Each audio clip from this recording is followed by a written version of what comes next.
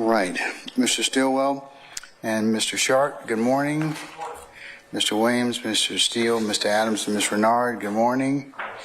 All right, Mr. Kendrick and Mr. Weinstein, good morning. Good morning, Your Honor. Mr. Huey, Mr. Matthews Jr. and Sr., good morning. Mr. Nichols, Ms. Westmoreland, and Mr. Harvey, good morning. And Mr. Gardner, good morning, sir. All right. And Mr. Ryan and Misty Williams, good morning. All right. Ms. Love, Mr. Atkins, Messrs. Brown and Smith, and I saw Ms. Hilton here already, so I'll acknowledge her in a second. All right. Sergeant Ingram, all our jurors here? Yes, sir. Okay, all right. Is your witness here, madam? Or sir? Yes, Your Honor. Who are you calling next? Mr. Reggie Hill.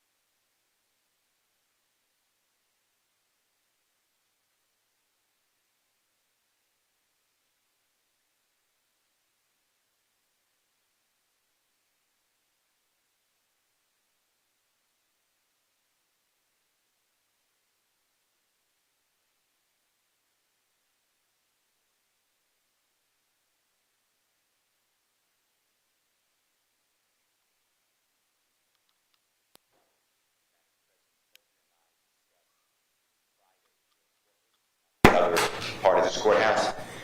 The fact that the state will take a break when they're going what they call phase 1 to phase 2, we appreciate that.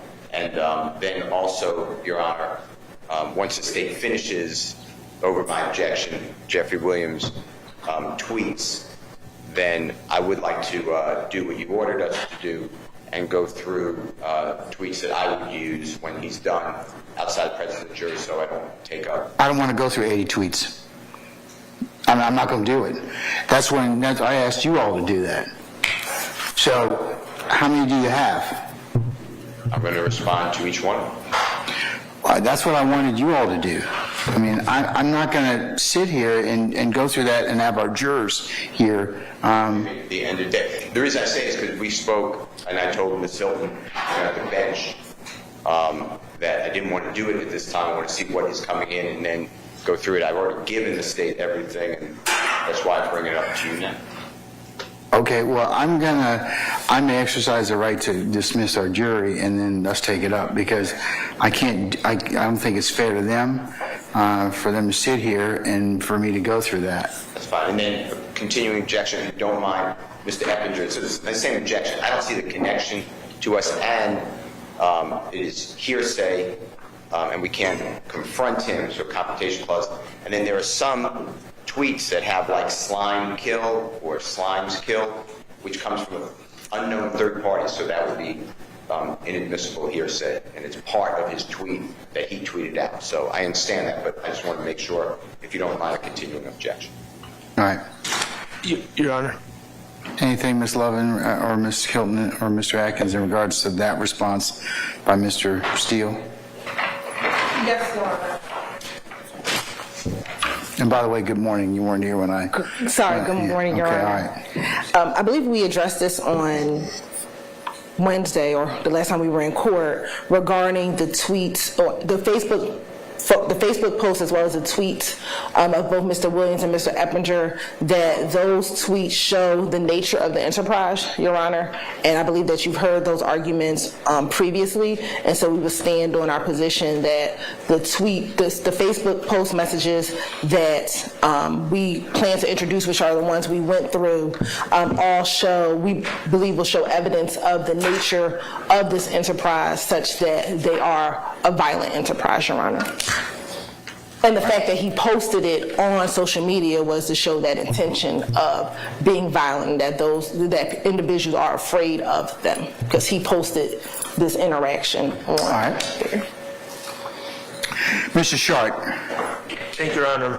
Briefly, Ms. Hill, the next witness is outside. Just to jog Your Honor's memory, she was the victim in the Christian Eppinger case, where I was Mr. Eppinger's appointed attorney back in 2014. I went out and spoke to Ms. Hill, and she immediately recognized me, which is fine. And I would just ask, I didn't want to take it upon myself to give her a lot of instructions. I would just ask the state to instruct her that my representation of Mr. Eppinger shouldn't come up in her testimony. It's been ruled to be irrelevant in this case, just so we don't inadvertently disclose that to the jury. Your Honor, the state has no intention of eliciting or having Ms. Hill reference Mr. Sharp's representation. Out of an abundance of caution, I may go speak with Ms. Hill and just reiterate. I didn't know that she would recognize Mr. Sharp so quickly, so if the court would like, I'll tell her to not make any reference to that, but there's no design to get that out there. Okay. All right. Thank you. All right. Sir, as you do that, we'll go ahead and summon our jurors, okay? All right.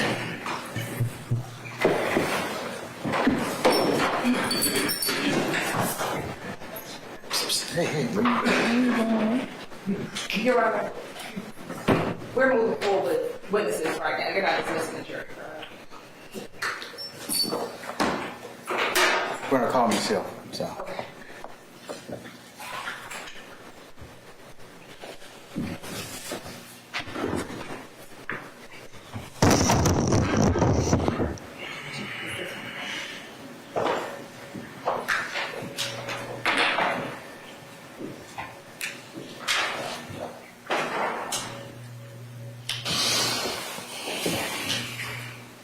Might need that.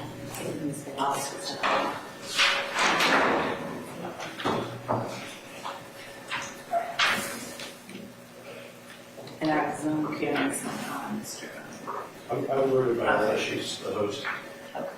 Thank you. I'll take it with me.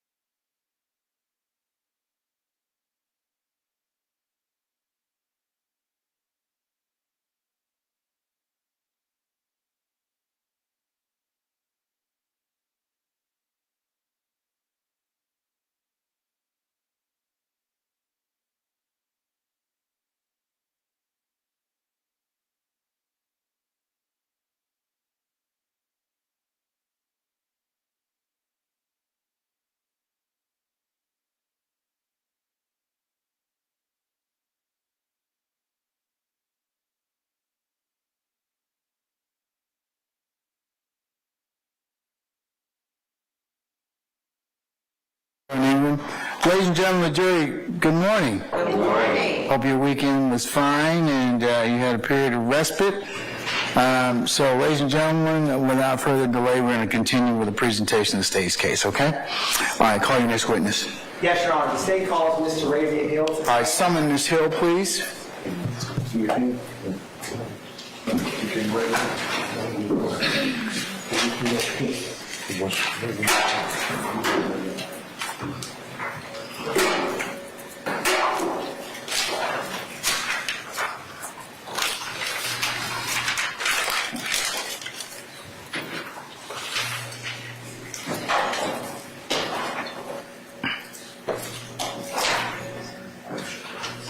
Ms. Hill, good morning, madam. If you would please approach the witness stand.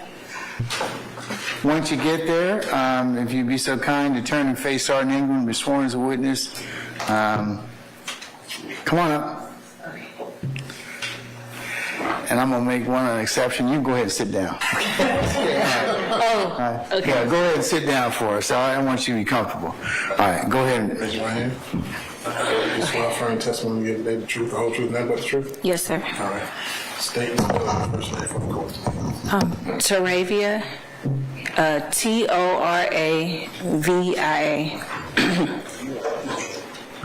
Good morning, Ms. Hill. Good morning. I hear that congratulations are in order. Yes. When was your newest one born? 2 weeks ago. Boy or girl? Boy. Do you have any other kids? Yes. How many? 2 other ones. What are their ages? 14 and 5. And are they boys or girls? 2 girls. All right. Now, is your oldest daughter, is she in school or homeschooled or? She's in school. And do you currently live in Fulton County, Ms. Hill? No. How long did it take you to travel here today? About 47 minutes. 48 minutes. Did you hit any traffic? Yes. Did you ever used to live in Fulton County? Yes. Where and when did you live in Fulton County? I lived at 245 Amal Drive, Unit 5005, Atlanta, Georgia 30315. And it was during this, sorry, give me a second. Fine.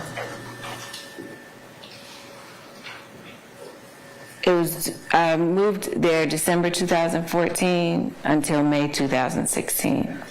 What brought you to Fulton County? Well, I had just graduated from college in Kentucky, so I relocated here back home, and I wanted to stay closer to my daughter's grandparents at that time, and they stayed in that area to help me out because I was a single mom. So I was getting help during that time. What did you study in college? Accounting. And did you end up working in the accounting field? Yes. Where did you used to work back when you moved to Fulton County? When I moved to Fulton County, I worked for ADP as a tax accountant. And how far, when you worked for ADP, was that close to your home on Mall Drive, or did you work from home? I always worked in office, and it was not close. Well, it could be close, but depending on Atlanta traffic, it's not close. Yeah, depending on the traffic. So my commute would be like an hour, maybe an hour and a half. It just depends, during that time.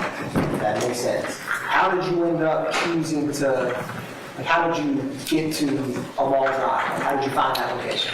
Okay, so while I was in college, since I was a single parent getting my degree in Kentucky, they had a program for single mothers who were trying to get through school. It was called Education Pays. So it provided child care assistance, it provided housing assistance, and once they saw I obtained my degree and was trying to move back home, they gave me the option to keep my housing assistance until I was able to get on my feet once I relocated to Atlanta and, was in my field for a certain period of time. So I used that, to get myself together once I got here. That makes sense. Did they help you pick that neighborhood? No, you had to find it yourself. How did you end up finding it? Research. So I just looked to see because it was Section 8, so I looked to see, what areas offered to cover my rental assistance during that time, and the Amal Drive location offered that for me. That makes sense. Did you know anyone that lived in Amal Drive when you first moved there? No. And back then when you moved there, did your daughter go to any schools while you lived there? Yes, she actually went to the school around the corner. It was Humphreys Elementary, and her grandmother worked at that school as well. So it was just beneficial because since I worked so far, worked at ADP, and depending on the traffic commute, since her grandmother was at the school, if I ever wasn't able to get there in enough time, she was able to stay after school. And her grandmother would either bring her home or she could go home with her grandmother, and I could pick her up from there. That sounds perfect. Was it a house, apartment, or a condo? They call it a condo, but looks like a townhouse to me. That's fair. Now, how did you feel about your safety when you moved to that neighborhood? Fine. I felt just fine when I first moved.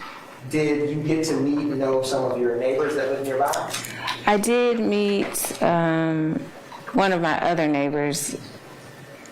I can't think of her name at this time just because me sitting right here right now. So yeah, yes. Did any of your neighbors, were they older, younger?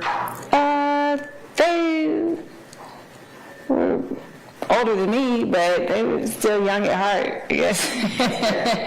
Did any of them have kids that were of similar age to your daughter? Yeah, the neighbor that I did know, she had a son that was close in age to my daughter. Would you ever let your daughter play outside? Objection. Overruled. Can I? You may answer. Okay. Yeah, sometimes I would let her play outside. I'm publishing what's already been admitted as State's Exhibit 11 Victor. I'm going to show you a picture in a second, Ms. Hill, Okay. and ask you a question about it. Okay. And it should, although I don't think it's going to work right now. There's a screen next to you, but it's not working. But do you recognize that photograph? Yes. And do you see, what is it? That's the map of where I used to stay, the neighborhood. And is that the neighborhood that you were just describing? Yes. And where in 11 Victor was where you resided? Where that little red dot is, right there, that's where I used to live. That makes sense. Thank you, Ms. Hill. Now, I want to talk about a typical day in May of 2016 when you were living in Amal Drive. Would you have been living in that same townhouse that you just described for us? Yes. And who all lived with you back then? It was only me and my daughter. And back in May of 2016, how old would your daughter have been? Roughly.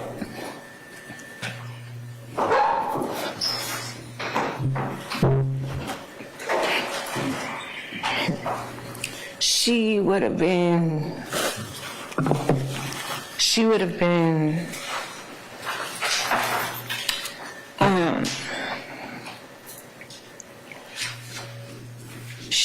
like 6 going on 7 because it was her birthday month. When is her birthday? May 21st.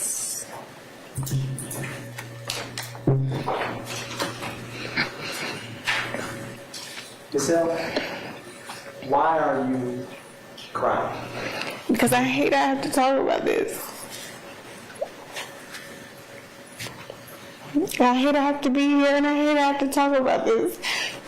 And I thought it was something once it was done, I'd never have to talk about it again. And every time I talk about it, it just doesn't ever feel like it's real. I understand. You need to take a break, Ms. Hill? No.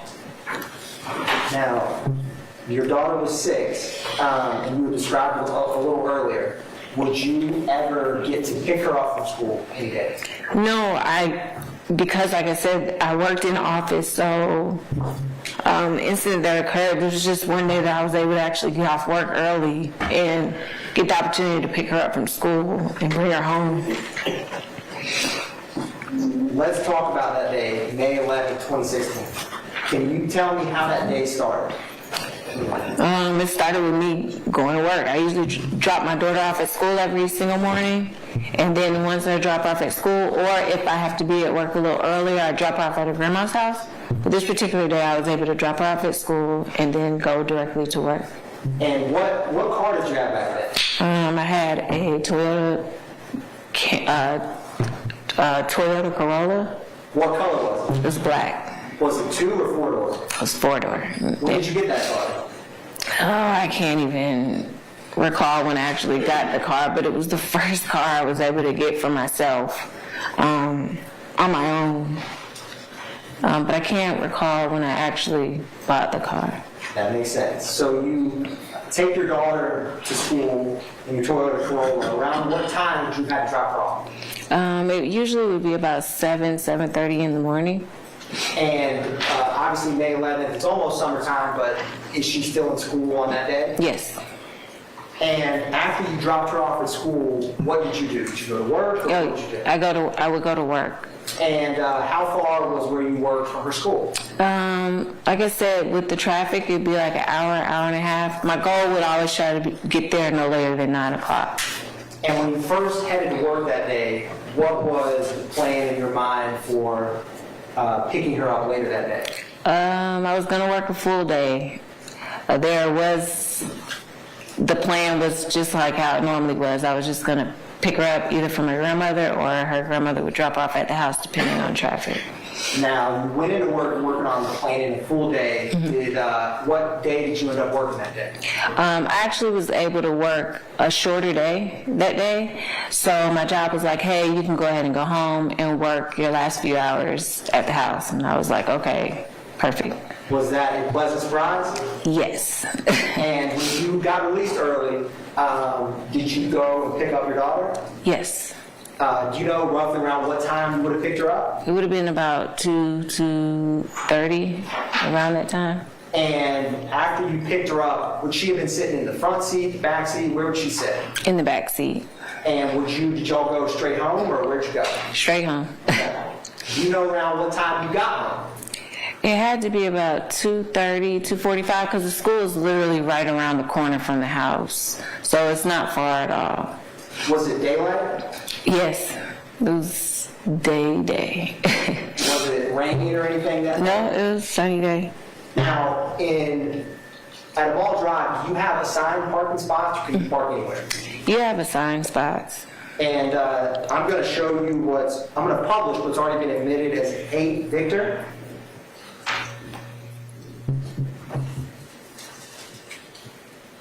Ms. Hill, do you recognize or see your assigned parking spot in 8 Victor? Yes, it's spot 7. Spot 7? And what door was yours in this picture? It's the door straight ahead, not to the left, but on the right. Straight behind spot 7? Yes. And now, so Ms. Hill, I know it's a little different. Do you back in or do you pull in front? Like, did you back in your spot or pull in?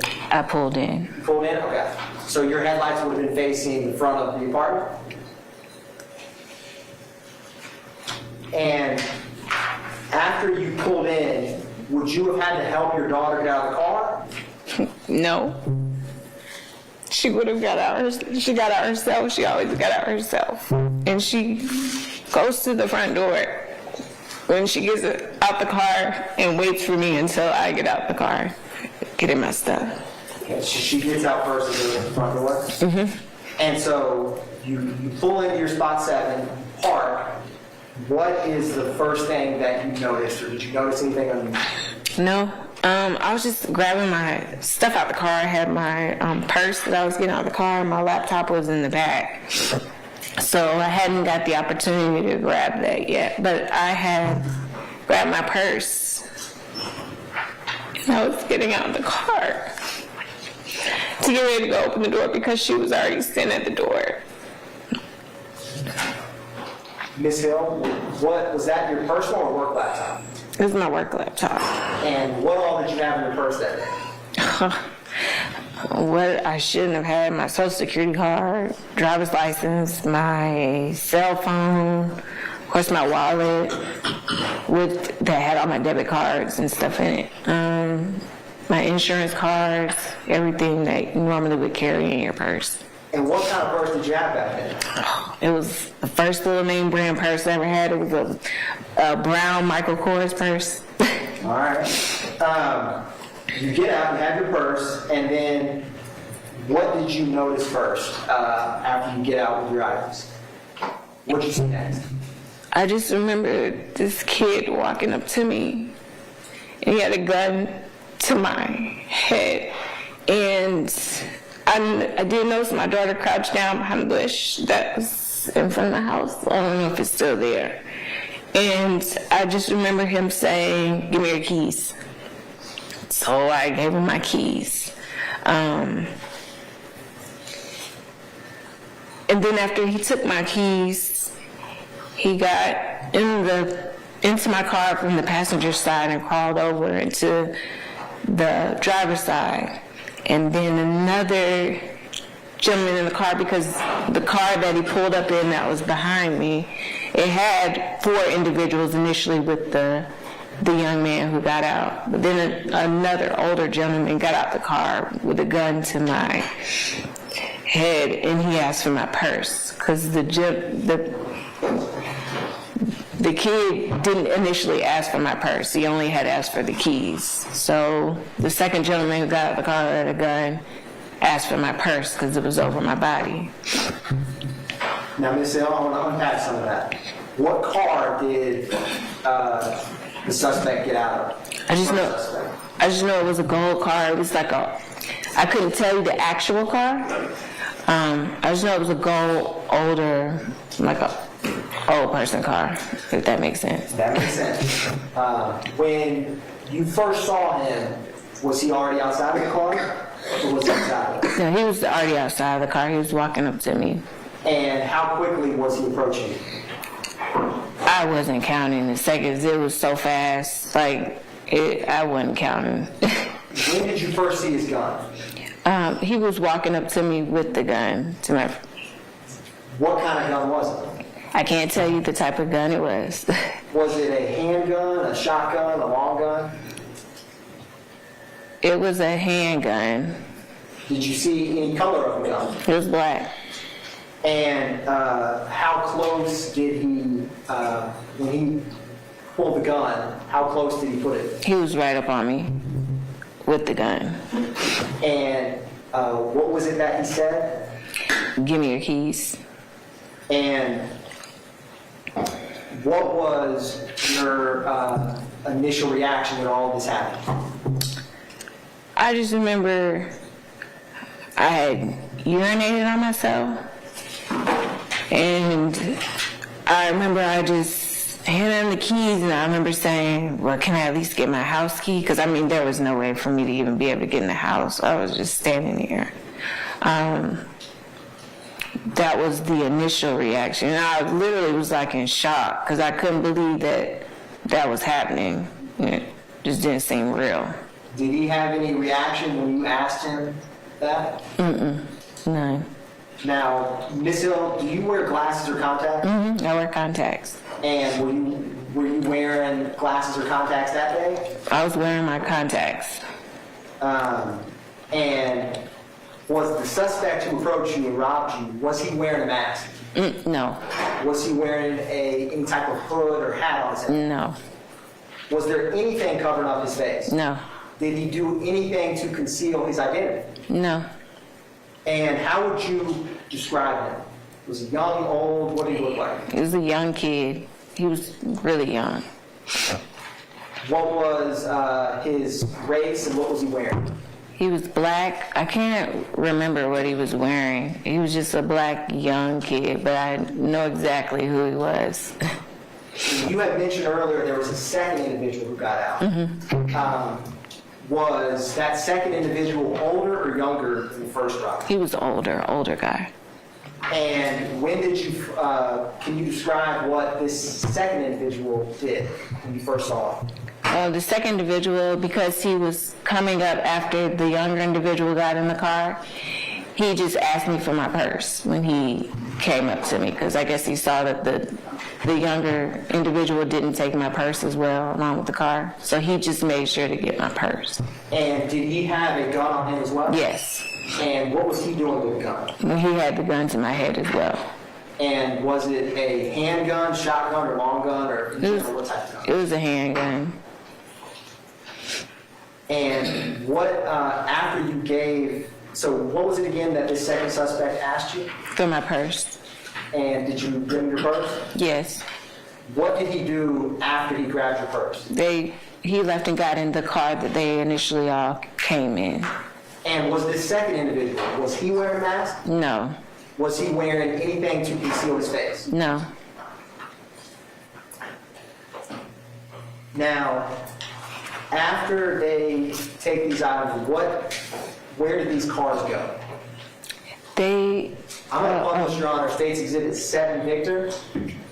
So this may help. I'm going to publish a photograph.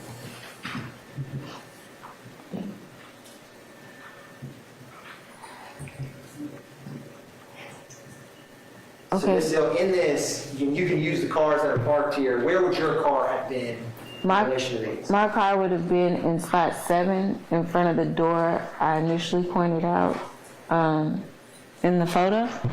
And the cars were in this direction, so they were going this way. So they exited out to the left because you could curve around and go back out to the main road that way.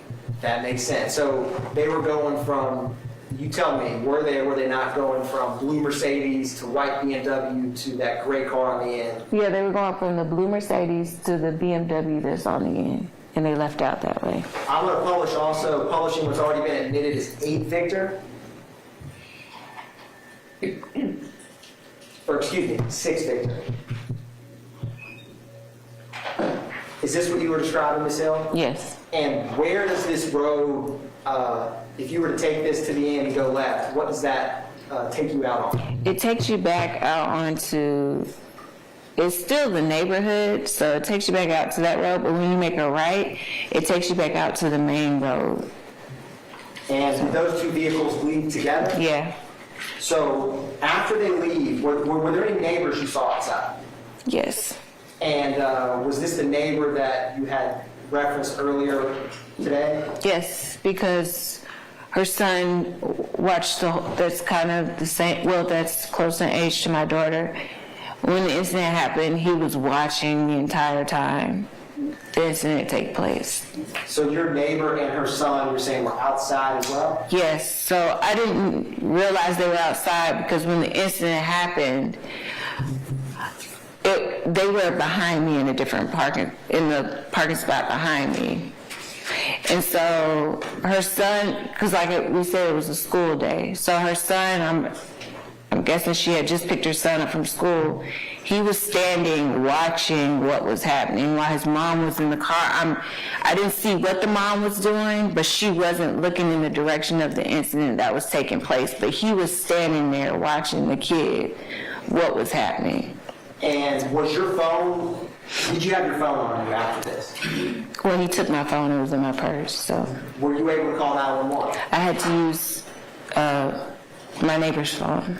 And did you in fact use her phone to call 911? Yes. And how long, did anyone respond? Did any police come out? Mm-hmm. Yes. What Yes. agency responded? Was it? APD. And how long after you called did they come? I feel like it was quick enough. I couldn't tell you the time, the amount of minutes. I felt like it was quick enough. That's perfectly fair. Now, after they arrived, what did they do once officers came out there to see? They came out, they took my statement to see what happened. I know that they were asking me my license plate number, which I was so in shock I couldn't remember anything really. I know that they were asking me my license plate number, and my significant other at the time, he had a spare key to the house, so I had to call him because he was working right up the street. And when he came to open the door, we were able to find like an oil change paper that had my license plate number on it. So we were able to give that information to give to the police officer so they could try to find my car. And back then, after you gave them the description of the car, did the officer you were talking with, did he stay with you on scene? Yes. Did you ever learn if anyone was apprehended? Yes. Was that officer still with you? Yes. What happened after, can you kind of describe that, how you learned that? I just remember that they found my car and they wanted me to come with them to where the car was. And when I got there, that's when I saw the young individual who had pulled the gun on me first. So, How did you get over there to the scene where he was arrested? in the police car. And where was your daughter during this time? She was at the house with my significant other at the time. And when you got over there, what did you see when they took you to where the individual was arrested? I saw that my car was completely totaled. It had spun off the road and hit a tree. And I saw the gentleman who had the gun, the young kid. Was this the first robber or second? The first.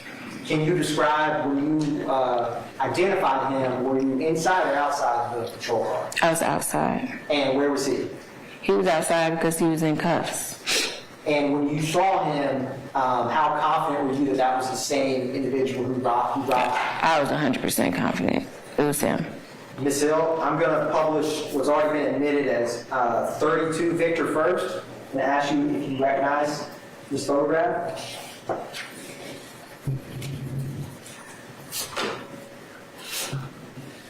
Who is that, Ms. Hill? That is Christian Eppinger. And is that the individual who robbed you this day? Yes. You had also mentioned, Ms. Hill, seeing your car. So I'm going to approach and hand you what's been marked as 12 through 17 Victor. If any defense counsels want to see these, it's 12 through 17 Victor.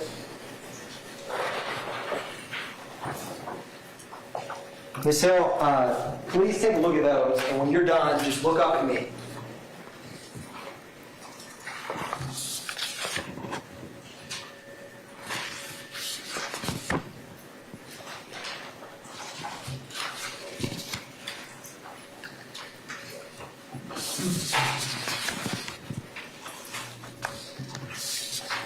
Okay. What are those, Ms. Hill? Those are pictures of my car. And how do you recognize it? How do I recognize the car? Yes. I know it's a silly question, but I have to ask. Because it's my car. I mean, Is it a fair and accurate depiction of your car that was on scene that day after it was wrecked? yes. Your Honor, the state moves to tender in evidence states exhibits 12 through 17 Victor. Any objection to states 12 through 17 Victor? Objection. All right, they're admitted, may be published as you see fit. Thank you, Your Honor. Publishing 12 Victor. So, Ms. Hill, is that your Toyota Corolla? Yes. And the way that bumper is on the front, was it in that condition before you arrived? No, not at all. And even the contents in the car weren't even like that. I'm going to publish 13 Victor. Is that your vehicle back then, Ms. Hill? Mm-hmm. What are all, I see a lot of pink items. What are all those? Some of those items we would give to like Goodwill, but they were in bags, so it just looks like they went through the bags and stuff that were in my trunk. Because normally, once a month we go to Goodwill and just drop off any items that we just didn't want anymore. So that's what those items were in the bag. And I'm going to publish also 14 Victor. When they took your car at gunpoint, did the passenger seat look like this as depicted in 14 Victor? No, not at all. I'm also going to publish 15 Victor. Is that your back seat, Ms. Hill? Yes. And I'm going to publish 16 Victor. Did your car have that damage before it was taken from you? No. I'm also going to publish 17 Victor. Is that the way that your car looked when you got out there on scene? Yes. Now, Ms. Hill, did you ever get to drive that car again? No. What happened to that car? It was taken away. The insurance company probably kept it, or I'm not sure what happened after that, but I couldn't drive it anymore. And the items that were, did you ever get your laptop back? Yes, I was able to retrieve the laptop, but the company had to, because they weren't able to get into it since it was a company laptop. But the company definitely had to disregard the laptop overall just because of, they didn't know, if they were able to get into it or whatnot. So, And did you ever get back your purse and the items inside of it? no. Now, after all this took place, Ms. Hill, did you ever have any contact with the district attorney's office? Yes, they kept me informed with what was going on with the case. Did you ever provide input on what you would like to see happen with the case? Yes. And did you ever, were you present when the suspect pled guilty to that offense? Did you? Yes. What did you say when you went to court that day? Objection, relevance, Your Honor. I'm sorry, who was that? Mr. Adams? Sir, I'm going to sustain the objection. Yes, Your Honor. Was it the end of the photograph you had, I showed you earlier, 18 Victor or Christian Eppinger, was that the individual that was in court that day when you were there? Yes. And after that day in court, did you ever see or hear about him again? Yes. How'd you hear about him again? I'm going to object to the hearsay, Your Honor. Can we approach her Yes, state, Your Honor. please?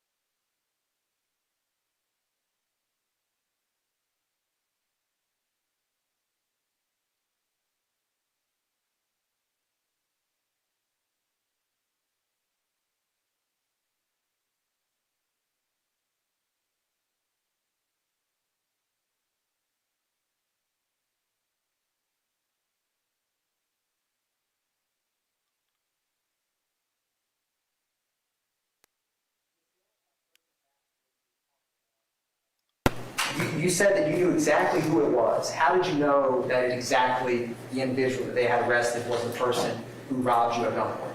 Because I saw him when he robbed me at gunpoint. And what is the main road that they had went out to after they left your mall drive? I can't think of the actual main road at the time. I just can't think of it.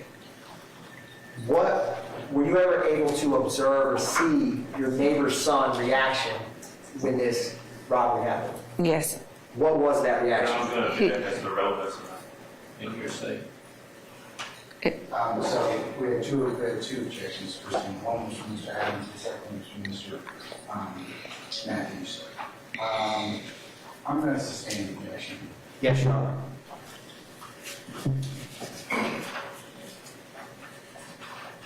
Ms. Hill, you kept referring to the first gunman as a kid. Why did you refer to him like that? He was young. I mean, you could tell he was a kid. And did the second individual, did he seem a little bit, a lot, or how much older did he appear to be from your personal observations? From my observation, he was in his late 20s, early 30s, the second individual.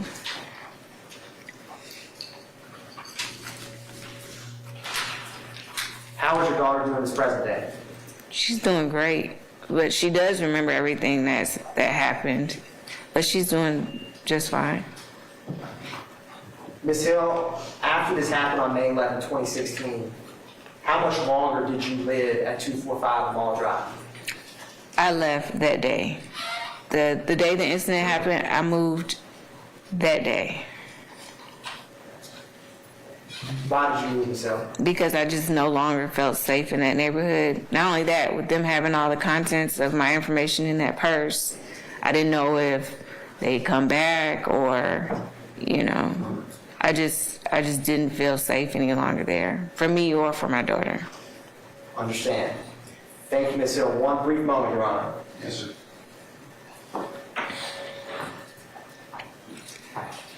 Thank you, Ms. Hill. No further questions about the state. Thanks, counsel may have some questions. Thank you.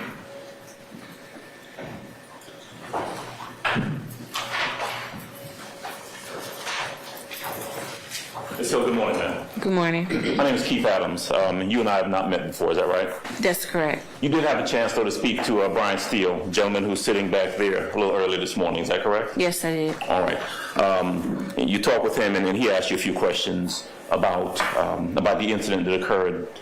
By this time, it's about, 6.5, 7 years ago in 2016, right? Yes. All right. So I just have really just a couple questions. Okay. You would agree with me. This was a pretty terrifying incident that occurred on that day. Is that right? Yes. In fact, you called the police right when it happened. Yes. Right? You were terrified both for yourself and for your daughter. Yes. It would be fair to say, and you correct me if I'm wrong, that obviously you wanted Christian Eppinger to be caught for what he had done. Right? Yes. You didn't know him before that day, right? That's correct. You never met him. That's As correct. far as you know, he never met you. He certainly, Mr. Eppinger, had no reason in your mind to do what he did to you. Is that correct? Yes. It was about 10 to 15, maybe 20 minutes or so after the incident that he was caught in your vehicle. Am I right about that? Like I said, I wasn't sure the time. I wasn't calculating the time frame of. It wasn't long. Yeah, it didn't take too long. And the police actually responded pretty quickly when 911 was called, right? Yes. They came, and you were in fact able to give them a description of this individual. Look, the person you keep referring to as a kid, right? At the time, yes. Right, and also somewhat of a description of the other guy who got out of the car as well. Yes. Now, Christian Eppinger, or the person you would later come to know as Christian Eppinger, walks up to you. He's got a gun, and he puts the gun to you, correct? Yes. The other guy did the same thing as well. Yes. Your car pulls off, and it's sometime after that, after you've spoken to the police, that you are taken to the location where your car, as you see, has been crashed or has been is off-road against a tree somewhere. Correct. In the pictures that we've seen. Yes. Christian Eppinger is outside of the car, right? Yes. He has obviously been arrested and caught by the police. Yes. And you recognized him right away. Right away. You recognized him because his face was, I mean, he was a kid. You recognized his size. You recognized what he looked like. Yes. All right. The other person who had gotten out of the car early with the gun, you didn't see that person. He wasn't caught. That person wasn't caught. Okay. But if I'm correct, you actually saw that person. You would have actually recognized that person again. I would. Okay. All right. You are, I'm going to presume, someone who is attentive to detail and Yeah. Okay. Yes. All right. Now, Mr. Eppinger ultimately came to court on that case. Yes, he did. You came to court as well. Yes. You were present when he was convicted of that crime that he committed, right? Yes. Okay. Now, that was back in, the incident happened in 2016, and it was sometime after that after he was caught, after he came to court, and he was, in fact, held accountable for what he did to you. That's correct. All right. Now, I want to talk to you about today. You are here today in 2024, and you are testifying to this jury about what you remember from that day, correct? Correct. And then you have testified to the best of your recollection. You remember it pretty well. Yes. Now, I've asked you already whether you spoke to Mr. Steele. Ms. Steele and I work together, and we represent Jeffery Williams. You know that. Okay. Okay. And do you know Jeffery Williams? I don't know him personally, no. But you know who he is. But yes. You know that he is an entertainer. Objection, Your Honor. This is Relevance. a standing objection. Okay. Well, I'm gonna get right to the point. Okay. Jeffery Williams was not at your car holding a gun to you on the day this incident occurred, correct? That's correct. Right.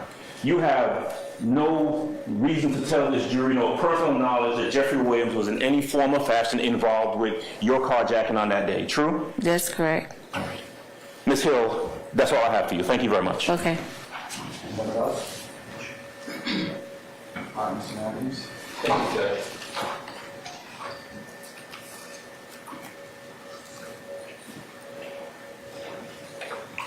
Ms. Hill, good morning. Good morning. Carterton Matthews here. I represent Mr. Huey sitting right over here. You've had an opportunity to look about the courtroom over here, all the people that are sitting in this courtroom. In fact, Mr. Eppinger, you don't see him in this courtroom, right? No. Yes. And you don't see that older gentleman that you described as the second person that put this gun to you, correct? Correct. And in fact, none of these individuals that are seated in this courtroom, to the best of your knowledge, had anything to do with what happened to you back in 2016. Is that right? That's correct. Okay. And at the time that you went through that particular ordeal, I think you indicated that when you became emotional and you began to cry, you didn't think that you would have to go back through having to rethink or relive this, correct? That's correct. That's all I have. Thank you. You're welcome. Anyone else? Any redirect? Yes, Your Honor. Ms. Hill, on cross-examination, you were asked about the other guys that were involved. How many people did you see in total that were involved when you were robbed? In total, including Christian Eppinger, it was 4 individuals. And did any of those other 2 that didn't get out of the car, did they do anything to conceal their identity that you saw? They didn't do anything. And you were asked on cross-examination about Christian Eppinger being held accountable. Do you remember that? I do. Did you advocate for a lesser sentence in reference to that? I did. I'm going to approach. Ask the approach, please. I'm a standing objection. No need to approach that.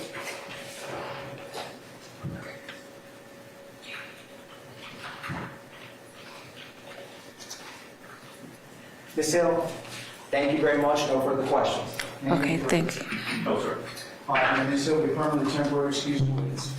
She may be partly excused, Your Honor. All right, so I'm going to permanently excuse you the witness. We appreciate your patience with us. Just don't discuss your testimony with anybody except the attorneys in this case, okay? Okay. All right, thank you, madam. Be well. Thank you. All right.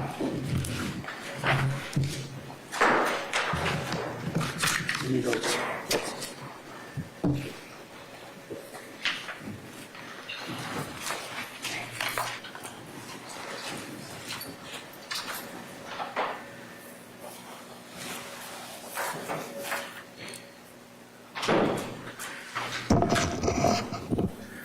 All right, ladies and gentlemen, we'll take 5 minutes and we'll go ahead and continue on at that point in time, okay? So we'll be in recess for about 5 minutes. All right, all rise.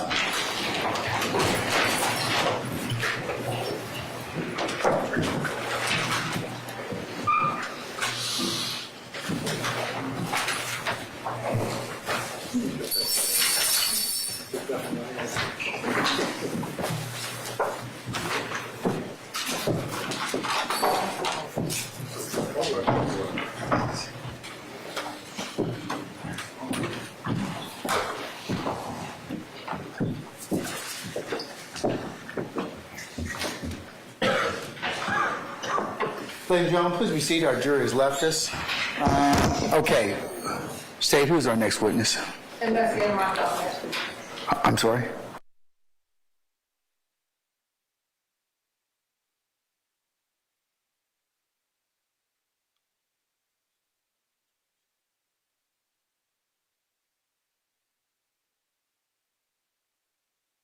To have made them. Is there anything else I need to? Hey there, I'm Jesse Weber, and thanks for watching the Young Thug trial here at Law&Crime, where we bring you live coverage of high-profile trials and individuals accused of committing some pretty terrible crimes. I'll tell you one thing, it's a stark reminder that the world isn't always the safest place. Well, that is why I want to shine a light on this week's trial coverage sponsor, Morgan & Morgan. When you're injured, figuring out what to do next can be pretty overwhelming.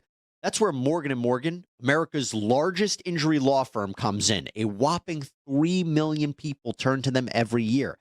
And their process is a game changer. Picture this. You submit your claim, you sign contracts, you upload documents, you communicate with your whole legal team, all from your phone. It's that simple. And what's even more impressive, an attorney reviews your case in just 8 clicks. That speed is remarkable. You submit a claim, they start fighting for you. And if you're concerned about costs, well, you only pay them if you win. There's no upfront fee. So if you're ever injured in an accident or at work, you can check out Morgan & Morgan. You can submit a claim in 8 clicks or less by visiting forthepeople.com/youngthug. High-speed chases. We got a Unruly suspects. I will kill that mother. Tase me? No. Do it. Stay in the blue box. I like it kinky. Dramatic DUIs. I'ma pass everything that she's trying to do. And shocking body cam footage. Hey! Get on the ground! Get on the ground! Law&Crime presents Body Cam, the place for real, raw, and wild police videos. You should have seen it. It was good. It's on body camera. I'll show it to you. Catch the action and subscribe to our new YouTube channel now.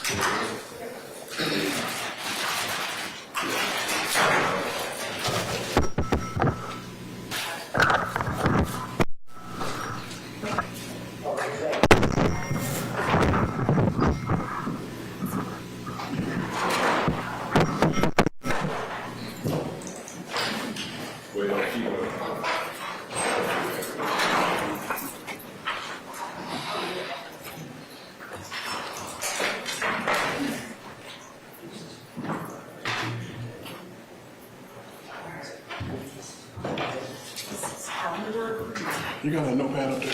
I'm sticking up. Well, I'm sorry. What you need? Yeah. What's that? ID to a wrong person. Okay. All right, we fix that. I just need something right for Jack sees on social media. Just one sheet or Yeah, just one sheet. One sheet. One of our jurors had an incident. Yeah, Godfather. Yeah. Just tell the kids it's posted. Same person. What's happening in threes, they really do. Same person. Just tell them to keep us posted on that. Okay. All right, let me know when they're ready. We can go ahead and come back.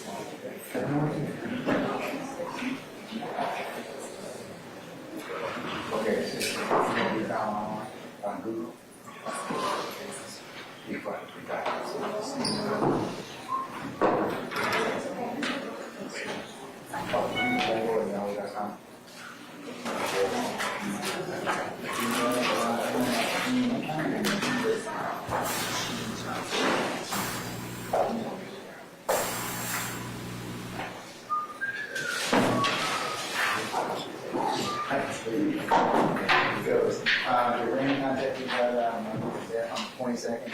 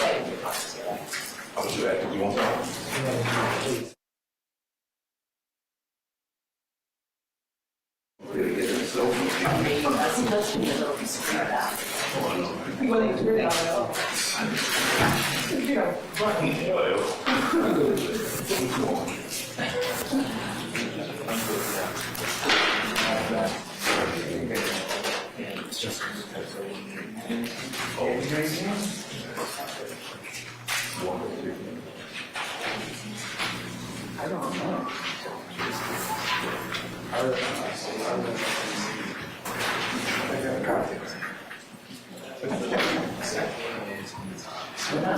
Oh, I didn't see it. Yeah, I never saw that movie. It's a movie, right?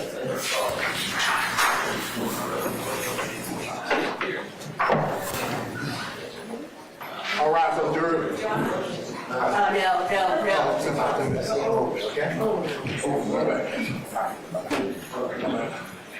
Go ahead. Go ahead. Your Honor, Your Honor.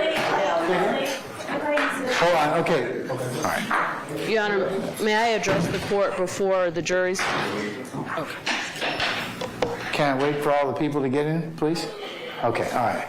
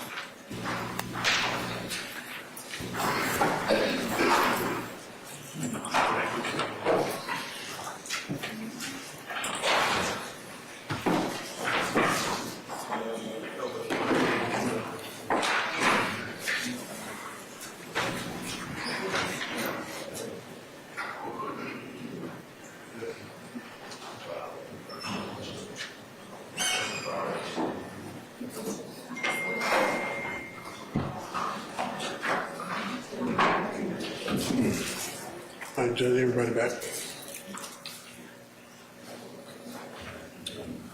All right, Ms. Westmoreland, what's on your mind? Thank you, Your Honor. Two brief things. One is that after our last witness, Ms. Hill, testified, while on break, it was brought to our attention, our meaning defense counsel, that the media was instructed by the state to not show the identity of the witness, to not show the witness while she was testifying.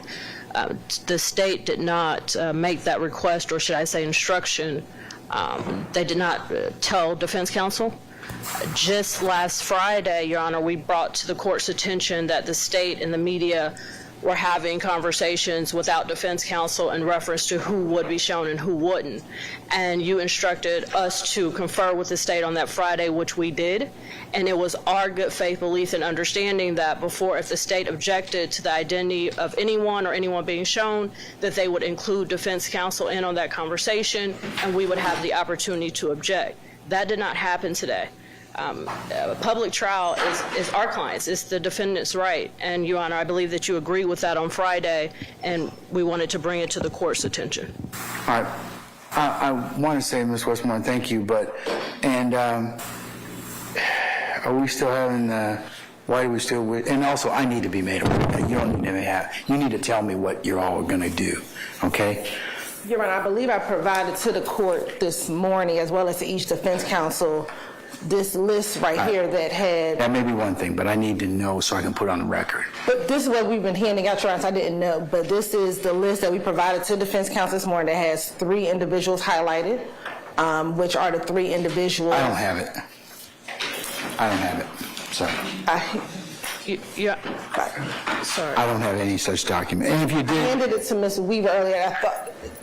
My apologies. I handed it, and I thought that it was handed to you. And we do have an additional copy, Your Honor, but this is the practice that we have been doing for the last few weeks, in which the individuals who are highlighted are the individuals that we have asked not to be shown. Okay, in addition to that, you need to tell me, so it's put on the record. Yes. Ms. Weaver has another very important job that she's doing right now, but I need to know so that I can go ahead and put that on record. and I also emailed this to defense counsel yesterday. That doesn't. I understand about the court. That does not include me. And I'm ultimately, at the end of the day, Ms. Hilton, I'm the person that makes the call. So I appreciate everything that you have done in terms of that, but please loop the court in, okay? That's all I'm saying.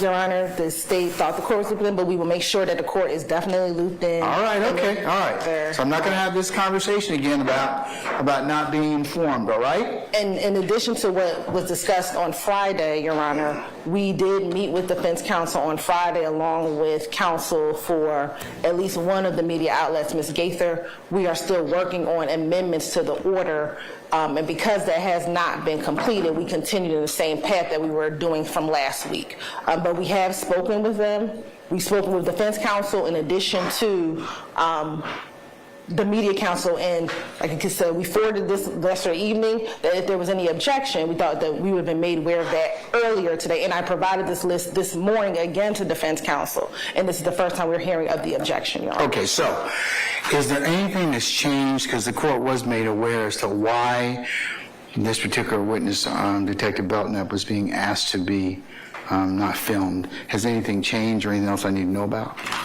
There's nothing changed from the first time in which we've asked for investigative Belknap not to be filmed. Okay. He works in a certain capacity at APD, and given what occurred the first time he testified, is why we're continuing to ask for him. All right. Anything else, madam? Yes, Your Honor. The handout that we received from the state that has nothing on it that indicates that the names highlighted means that they request for... Okay, let's focus on Detective Belknap. Do you have any further objection to Detective Belknap? Yes, we do. What's your objection? That he's already testified and he's already been filmed. No, he hasn't. He wasn't filmed last time.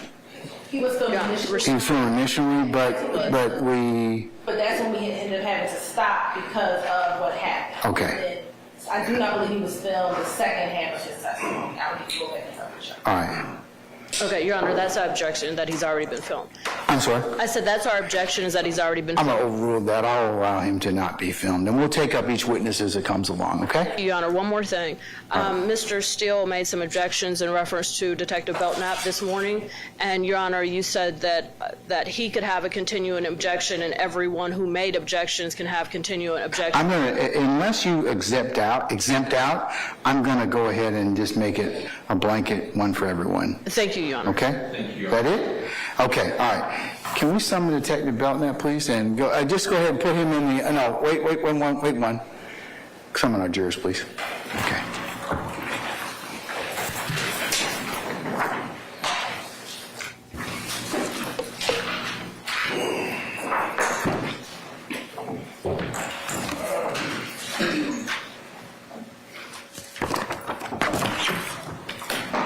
Don't worry about it. Don't even worry about it.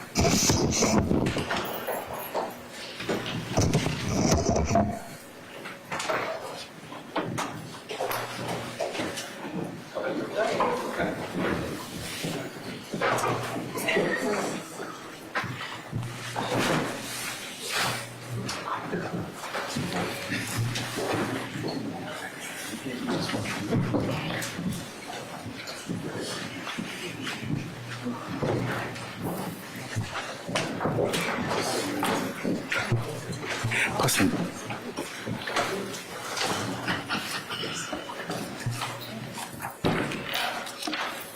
All right, ladies and gentlemen, please be seated.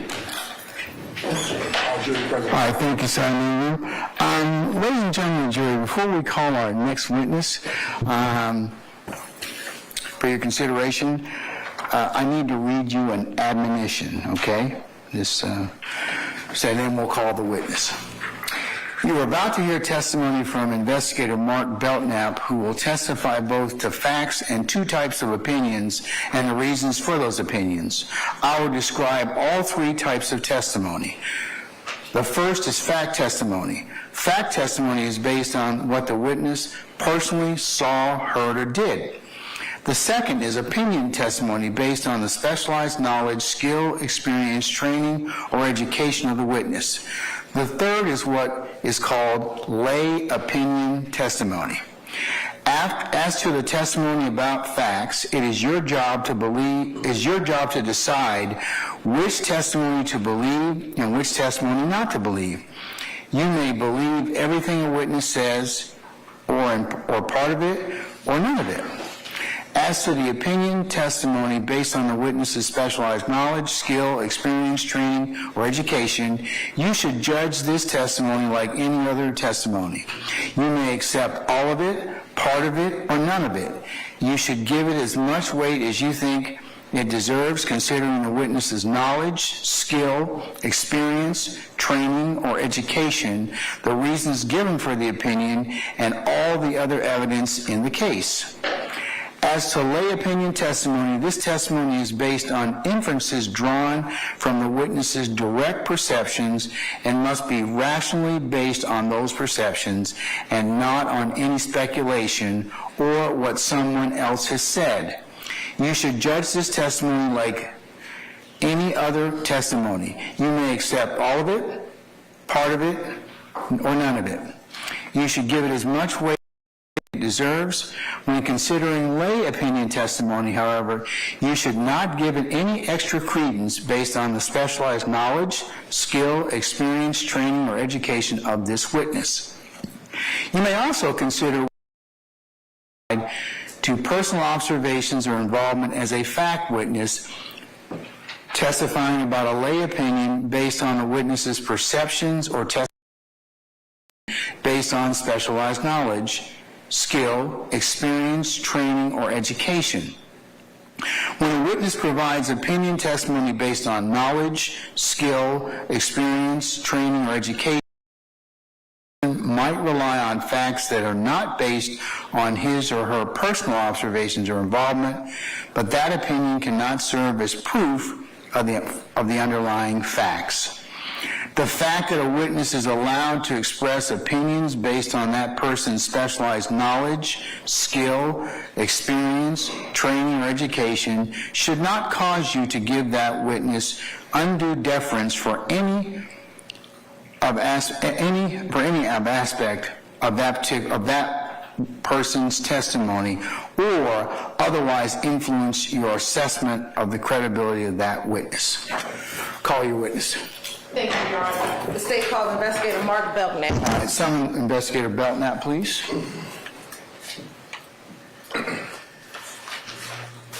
Yeah. Investigator Belknap, good morning, sir. Sir, if you would please approach your witness stand. Once you get there, if you would turn and face Sergeant Ingram and be sworn as a witness before you sit down, sir. Raise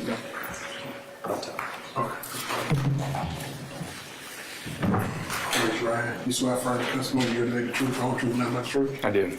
That's it. First, last name, of course.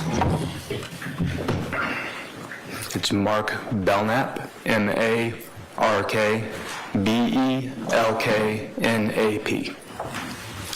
And welcome back, Investigator Belknap. Just for a reminder, where are you employed? The Atlanta Police Department. And with what unit do you work with the Atlanta Police Department? I'm assigned to our gang unit. And just again, how long have you been with the Atlanta Police Department? I've been with the Atlanta Police Department for 18 years. And how long have you been in the gang unit? For 15 years. And when you were here in November, you gave some overview of gangs and gang culture, correct? I did. Right. Now that you're back, we're going to break this up in two sections, all right? We're going to have phase 1, and then we'll have phase 2, all right? Yes, ma'am. All right, so starting out with phase 1, I want to ask you specifically about an individual by the name of Christian Eppinger. Are you familiar with an individual named Christian Eppinger? I am. How are you familiar with Christian Eppinger? From various criminal investigations. Okay. And when did you first learn about Mr. Eppinger? I first learned about him in 2019. Okay. And in 2019, when you first learned about Christian Eppinger, were you investigating Mr. Eppinger or someone else? Someone else. Right. Who? Quintavious Robinson. And during that time, did you learn if Christian Eppinger had any social media accounts? I did.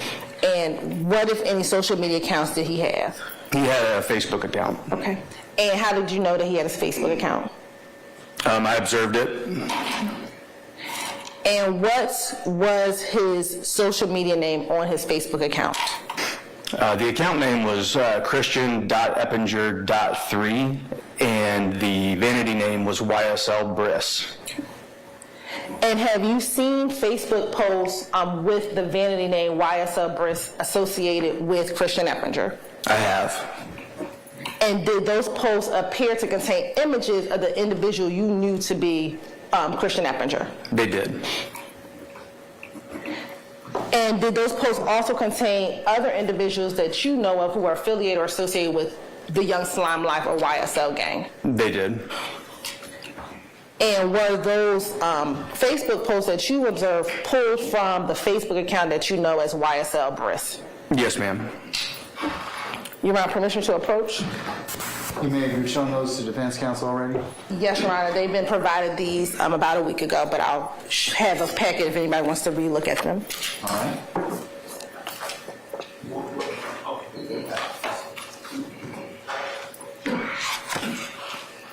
I'm going to show you what's been marked as State's Exhibit 1W through 18W and 59W. If you can take a moment and look at 1W through 18W and 59W. Sure. 1 whiskey through 18 whiskey and 59 whiskey.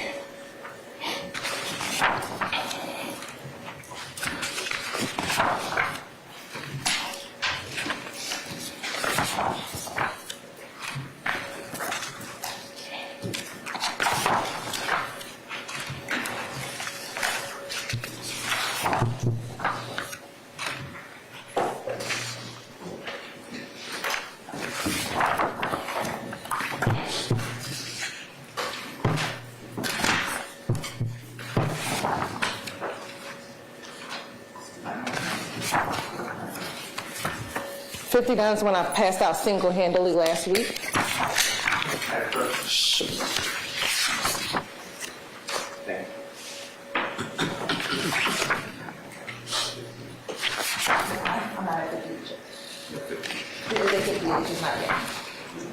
You do have it. Got it, so yeah, my number. So I'll show you.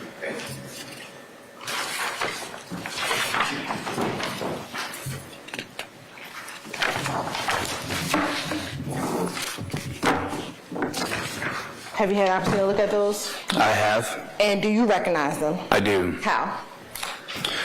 These are what appear to be accurate representations of posts I've seen posted to Mr. Eppinger's Facebook account. Okay. And based upon what you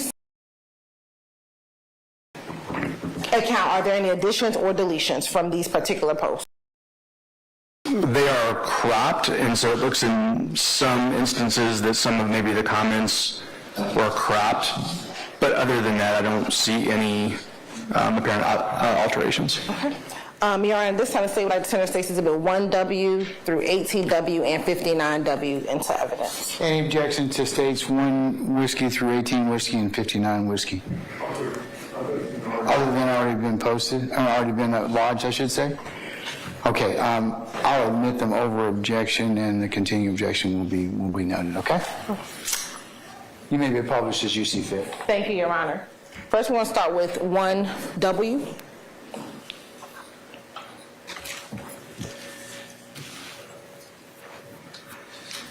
And looking at State's Exhibit 1W, if you can tell the jurors, what are we looking at State's Exhibit 1W?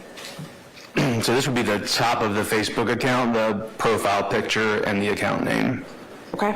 And is that the same account name that you just referenced, YSL Briss? It is. All right. Now, looking at State's Exhibit 2W, what is the date of State's Exhibit 2W? What's the date of the post of State's Exhibit 2W? December 21st, 2014. And what does it appear that we're looking at State's Exhibit 2W? It's a photograph of Christian Eppinger. And is he doing anything with his hand? He is. And what is that? He's making a hand sign. Okay. And we'll talk about that in a moment. Looking at State's Exhibit 3W. What's the date of State's Exhibit 3W? December 21st, 2014. And what, if anything, is posted in State's Exhibit 3W? It's also a picture of Mr. Eppinger. And what is he doing? He's posing with his feet and making a hand sign. Okay, and we'll talk about that. And is there a comment on that page? There is. And what is that comment? Well, there's both a caption along with it, and there's also a comment after it. So let's start with the caption first.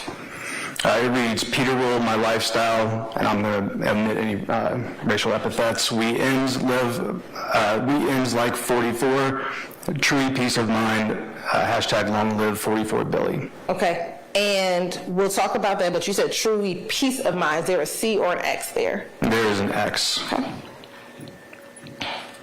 Now looking at State's Exhibit 4W. What's the date of State's Exhibit 4W? It's December 30th, 2014. All right. And is there a post? There is. Okay. First, let me ask you, what's the caption? It says, Lil Bruh shook with some laughing emojis. All right. And if you could read the contents of what Mr. Eppinger posted, what it appeared that the person YSL Briss posted. It appears to be a screenshot of a text conversation. Okay. And could you read the text conversation? The first comment at the top says, hey, Lil Bruh. A reply says, huh? The next comment says, what you mean you ain't finna get killed? The reply is, slime kill people, and I don't want to fight nobody. The next says, hey man, you good little bruh, I ain't gonna do nothing to you, just watch what you say. The reply is, okay, what was that boy name? And then, don't worry about it, just know that's my youngin'. Okay.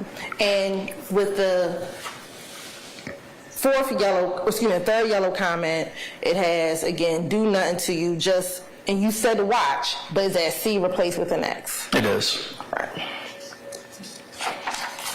Now looking at State's Exhibit 5W, what's the date of this post? This is January 6th, 2015. And is there a caption? There is. And what does the caption say? Keep it on me, waiting on a fuck in to try me. All right. And is there an image? There is. Okay. And if you could describe for the jury the image. It's a photograph of Mr. Eppinger, and it appears that there's a handgun in his waistband. Now looking at State's Exhibit 6W. What is the date of this post? January 10th of 2015. And is there an image? There is. Okay. And what is posted in the image? It's a picture of Mr. Eppinger, and with his left hand, he's forming what appears to be the letter C, and with his right hand, he's forming his hand in the shape of a pistol. Okay, and we'll talk more about that in a moment. Now looking at State's Exhibit 7W. Is there a date for this post? There is. And what's the date, I'm sorry? It's April 22nd, 2015. And is there a caption? There is. What's the caption? It says, "Good morning, Slimes, hashtag RIP Buki." Okay. And in your investigation, do you know who Buki is at all? I don't recall. Okay. And is there an image or posting of Mr. Eppinger as well? There is. And what is he doing with his hand? Mr. Eppinger is posing with his feet and also making a hand sign. All right. Looking at State's Exhibit 8W. What is the date of that post? It's April 22nd, 2015. And is there a caption? There is. And what is the caption? It says, "Who said they want smoke?" And is there an image as well? There is. And what appears to be in the image? It's a person sitting in a car with, appears to be at least five handguns on his lap and within the waistband. Okay. Looking at State's Exhibit 9W. What's the date of this post? April 25th, 2015. And is there a caption? There is. What is the caption? It says, "Living life, bro, I'm happy, hashtag ESPN." And do you know, have you seen that hashtag ESPN before? I have. And have you seen that associated with individuals or members of YSL? Yes, ma'am. And to your knowledge, when it's been associated with YSL, what does ESPN stand for? It stands for Every Slime Play Nasty. All right. Looking at State's Exhibit 10W. What's the date of State's Exhibit 10W? It's April 29th, 2015. And is there a caption? There is. And what's the caption? It says, "I'm done talking, anybody want smoke?" And is there an image? There is. And what is in the image? It's Mr. Eppinger pointing a handgun at the camera. All right. Next, State's Exhibit 11W. What's the date of this post? May 15th, 2015. All right. And is there a caption? There is. And what's the caption? It says, "Rising Slime, hashtag ESPN." And is there an image? There is. And what is in that image? It appears to be Mr. Eppinger sitting, and there's a red bandana tied to the belt loops on his pants. Looking at State's Exhibit 12W. What's the date of 12W? May 31st, 2015. And is there a caption? There is. And what is that caption? It says, "Even on my worst day, I live like someone on their greatest, hashtag ESPN." All right. And is there an image? There is. And what is contained in that image? It's Mr. Eppinger, and he's wearing a red bandana on his head. All right. Now looking at State's Exhibit 13W. What is the date of this exhibit? It's June 27th, 2015. And is there a caption? There is. And what is the caption? It says "New Ink." All right. And in looking at this caption, can you, looking at the picture, are you able to see what that new ink is? I am. Okay. And what is it? He has a tattoo that says YSL, although similar to what we discussed before, looks like the S is replaced with a 5. And in looking at the caption of "new ink," are there some emojis? There are. And what are the two emojis? There's a snake emoji and a red heart emoji. All right. And June 27, 2015, is that date before May of 2016? It is. Looking at State's Exhibit 14W, is there a caption? There is. And is there a date of this post? There is. What is the date of the post? March 21st, 2016. And is there an image of who appears to be Christian Eppinger? There is. All right. Looking at State's Exhibit 15W, what is the date of State's Exhibit 15W? April 13th, 2016. And is there a caption? There is. And what is the caption? It says, free unfolk bitch. All right. And is there some emojis next to that? There are. And what are those emojis? It's a police officer emoji, a gun emoji, and a 100 emoji. And is there an image? There is. And do you know who that person is? I do. Who is that? It's Quintavious Greer. And do you know a nickname for that individual? Unfolk. All right. And do you know any relation of Mr. Greer? Is he related to anyone in this courtroom? I believe he is. Okay. And who is that? Mr. Williams. All right. Looking at State's Exhibit 16W, what's the date of 16W? April 16th of 2016. And is there a caption? There is. And what is that caption? It says, Peter Will, my lifestyle, hashtag long live 44. All right. And is that an image of Mr. Eppinger as well? It is. And then looking at 17W, what's the date of this post? This is March 25th of 2020. All right. And is that appears to be another image of Mr. Eppinger? It is. And what is he doing? He's posing with his feet and throwing a hand sign. All right. And I'm going to next look at, I believe it should be 59W.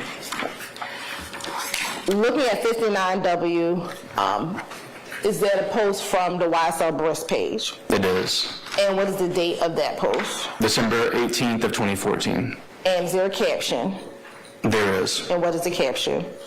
It says, if you can't make it, take it. All right. And again, you said if you can't make it, take it. Is that X replacing a C? It is. All right. And do you see Mr. Eppinger in that post? I do. Okay. And which one's Mr. Eppinger? He's the person on the left. All right. And do you know who the other person is on the right? I can't tell who that is. Okay. And now looking at 18W. What's the date of 18W? April 19th of 2020. And do you see is there a post? There is. And who is this person in this post? This is Jaquan Stevenson. Okay. And is Jaquan Stevenson a member of YSL? He was, yes. All right. And did he have a nickname? He did. And what was his nickname? Rudy. Okay.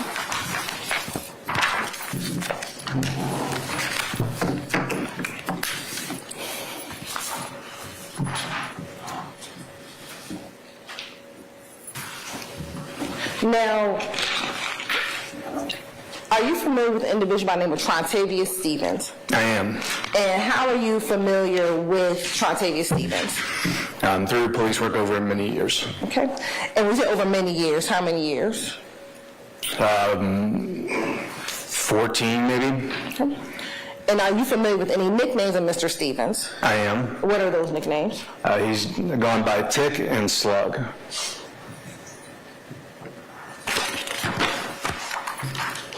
And you said over 14 years, when was there a first encounter or gang intelligence encounter with Trontavious Stevens?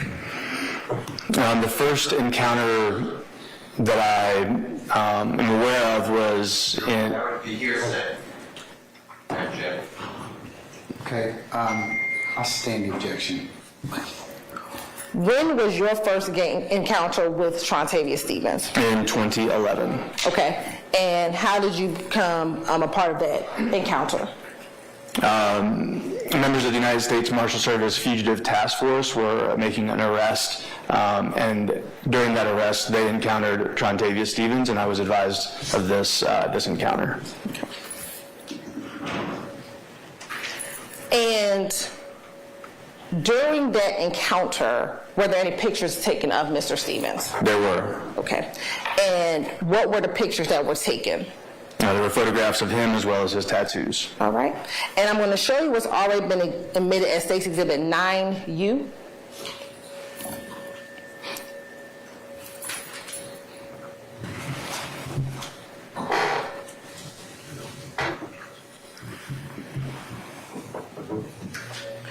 Looking at what's been admitted as State's Exhibit 9U, do you recognize State's Exhibit 9U? I do. How do you recognize State's Exhibit 9U? It appears to be the same photograph that was taken in 2011. Okay. And was that the tattoo that was there in 2011? Yes, ma'am. And actually, I'm not sure that's the same photograph, but it is the same tattoo. Okay.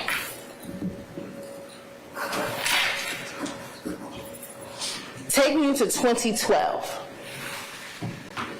Was there another gang intelligence encounter with Trontavia Stevens? Yes, ma'am.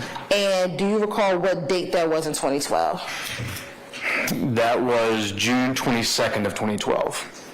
And were you involved in that encounter with Mr. Stevens? I was. How did you encounter him? He had been arrested after a traffic stop in Zone 3, and myself and another detective were called to the scene to interview Mr. Stevens. Okay. And did he speak with you when you went to go interview him? He did. And what type of questions did you ask of him? Primarily asked him about his suspected gang affiliation. Okay. And was he forthcoming with his affiliation with any gangs? He was not. Okay. And at that time, did you notice any tattoos on him? I did. What tattoos did you notice? I noticed several. The first one I noticed was a tattoo on his throat that said BFL. Okay. And did you ask him about that tattoo? I did. And what was the response that he gave you about the BFL tattoo? We object to this. Cases. You're saying confrontation. This is a 2012 interview with. I'll sustain the objection.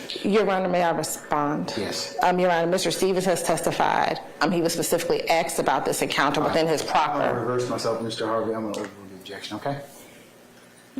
Go ahead. I'm sorry, could you ask the question again? Sure. What response did he give you about the BFL tattoo? He told me that it stood for Loyalty Been First. Loyalty. Loyalty Been First. Now, when he told you that it meant loyalty bend first, were you able to find anything from Trontavia Stevens that contradicted that particular meaning that he gave you? I did. What did you find? I saw a post to his Twitter account. Okay. And when in conjunction with having this interview did you find this post on his Twitter account? I believe it was shortly after the encounter. Okay, so back in 2012. Correct. All right. And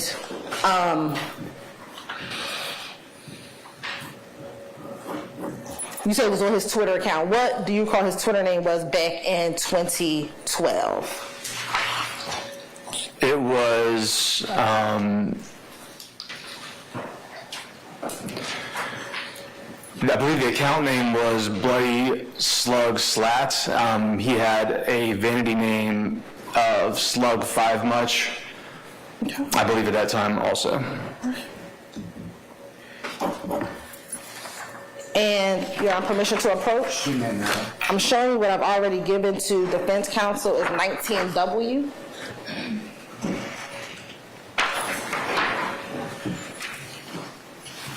Showing you what's been marked as State's Exhibit 19W. Do you recognize State's Exhibit 19W? I do. And how do you recognize State's Exhibit 19W? This is a screenshot of the Twitter post that I observed. Okay. And is that the Twitter post that you're just referring to? Yes, ma'am. Does that appear to be a fair and accurate depiction of the Twitter post that you saw back in 2012 regarding what Mr. Stevens said that his tattoo actually represents? Yes. At this time, State would like to tender State's Exhibit 19W into evidence. Any objection to State's 19W? Your Honor, same objection, relevant, not here. It'll be continued. I'll overrule the objection and I'll make it continuing. This is part of my continuing objection, and I have some new request for 105 instruction. This is, I think I've already been explained very briefly. but this is... If it's argued, I remember you arguing that before, Mr. Harvey. I'll note that and overrule it and make it continuing as well. Okay, all right. This court will admit states 19, and it may be published as you see fit. Thank you, Your Honor.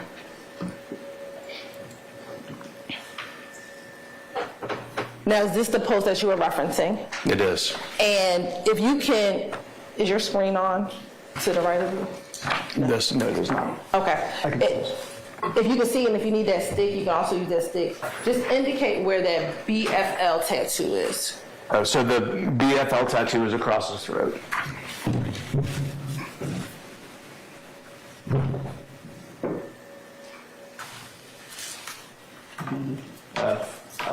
And when you met with Mr. Stevens, from your observation of looking at that tattoo, could you tell if it was an older tattoo, a newer tattoo? What could you observe when you saw it back in 2022? Did you? Sorry. I'll sustain the objection. You can lay a little more foundation. Sure. When you met with him at that 2012 encounter, was it in person? It was. Okay. And have you seen tattoos that are just like freshly new tattoos before? I have. Okay. And so are you able to tell from your own eyes if something looks, if it was fresh or if it was an older tattoo? I am. Okay. And when you met with Mr. Stevens back in 2012, could you tell from your observation and looking at his neck if that tattoo looked like it was a newer or an older tattoo? It appeared to be a new tattoo. And why did it appear to be a new tattoo? It was still in the healing process and was peeling a little bit. Okay. And looking at the post, what is the caption of the post, of that Twitter post? The caption says, "Blood for life, #Blatt." Okay. And was that different from what he actually told you when you met with him? It is. And what was the date that Mr. Stevens posted that on Twitter? This was on June 14th of 2012. And when did you said you met with him? It was June 22nd of 2012. Okay. Now, at that same 2012 encounter, did he have any other tattoos that he explained to you? He did. What was that? He had one behind his right ear that said 75K over 18. And I'm going to approach with what's been marked as State's Exhibit 20W, which has been previously shown to defense counsel, but shown again. Looking at State's Exhibit 20W, do you recognize Exhibit 20W? I do. And how do you recognize Exhibit 20W? This is a photograph that I took in 2012. Okay. And does that appear to be a fair, accurate depiction of the picture that you took in 2012? It is. And what is that the picture of? It's a picture of the tattoo behind his ear, reading 75K with a division sign over 18. You're at this time to state like the State's Exhibit 20W into evidence. Any further objection to states 20W? All right, 20W is admitted. Continue or over objection, continuing objection. It may be published as you see fit. Okay. All right, looking at State's Exhibit 20W, if you could just indicate to the jury where that 75 over 18 tattoo is. It's right in the center of the photograph behind his right ear. And when you met with Mr. Stevens back in 2012, what did he tell you that the 75K over 18 tattoo represented? He said that it meant that he had $75,000 when he was 18 years old. Okay. Not that, was it that he was trying to get 75,000 or that he had it when he was 18 years old? He said that he had it when he was 18 years old. And to your knowledge, if you know in 2012, about how old was Mr. Stevens in 2012? He was 19 years old. Okay. Now, also during this time, were you ever able to observe any videos of Mr. Stevens representing his affiliation with the Blood Gang? I was. Where did you find those videos? They were posted using the social media application SocialCam, and they were posted to his Twitter account. And I've never heard of SocialCam, so what was SocialCam? SocialCam was one of the early apps that allowed you to record video and actually post it to social media. Okay. And have you had an opportunity to review those videos that you saw back in 2012? I have. All right. Permission to approach again? Yes, ma'am. I'm going to show you what's been marked as State's Exhibit 52W. Tell me if you recognize Exhibit 52W. I do. And how do you recognize Exhibit 52W? This is a disc that's labeled with 2 videos, Belknap, and it's got my initials and a date. And what was contained on those Exhibit 52W? These were 2 videos that I viewed from the social cam application. All right. And when you reviewed it, did that appear to be a fair and accurate depiction of the 2 videos that you observed back in 2012 and that you provided to the state? They were. Did it appear to have any additions or deletions? No, ma'am. Okay. Your Honor, this time the state would like to tender State's Exhibit 52W into evidence. Any objection to states 52W?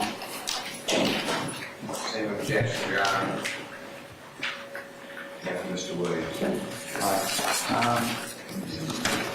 I will admit 52W over objection and make a continuing objection to all parties. It may be published as you see fit.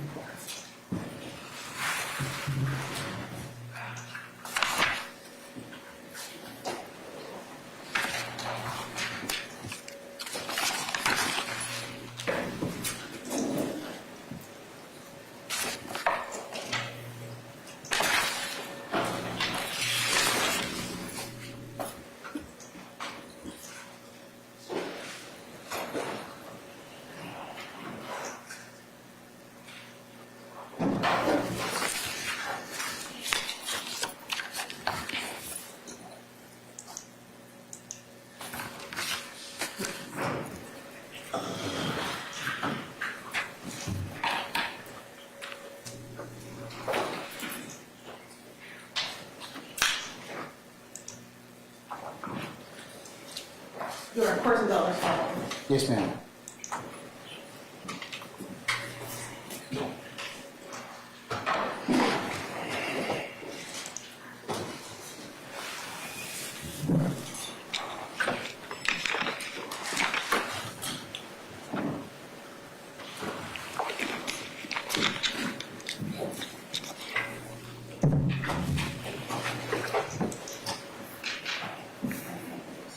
We're going to publish that one later, it appears. We're having some technical difficulties. All right. Looking at going to 2014. After 2012, did you have any other encounters with Mr. Stevens? I did. Okay. And when was that? October 11th of 2014 And where did you encounter Mr. Stevens in October 11, 2014? at 2915 Macon Drive. And what happened during this encounter? At that time, I and other members of the United States Marshal Service Fugitive Task Force were arresting Mr. Stevens for some outstanding arrest warrants. Okay. And what were those arrest warrants for? It was for an armed robbery. Okay. And did you see or speak with Mr. Stevens? I did. And what, if anything, did you all speak with him about? I photographed his tattoos again during this encounter, and I asked him about some tattoos I observed on him that I had not seen previously. Okay. I'm going to show you what's already been admitted, State's Exhibit 4U.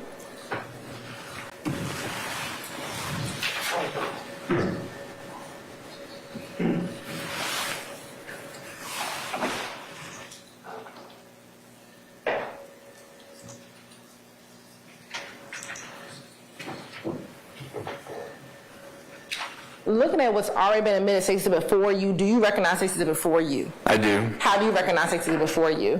This is a hat that Mr. Stevens was wearing at the time of his arrest. Okay. And does it have, what's the writing on the hat?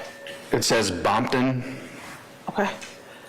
And we'll talk more about that in a moment. Also, now looking at Exhibit 15U.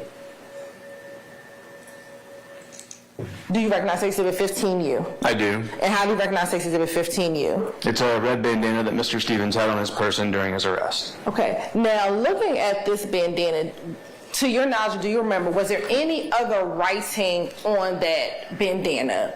besides the normal general pattern that's on a red bandana? There was not. Rule, Your Honor. I didn't understand. I apologize. Best evidence rule, the bandana. Never seen it. I'll overrule the objection. Did you observe anything else written on that bandana? I did not. Okay. If you had noticed anything written on the bandana. Speculation. If you had. Okay. Did you take that picture? I did. All right. And in your experience, do you take anything of note when you take pictures? Do you take anything of note? I do. Okay. And based upon and you took these pictures? I did. I stand in objection. Based on the picture you took, is that the only picture that you took of that bandana? Yes, ma'am. All right.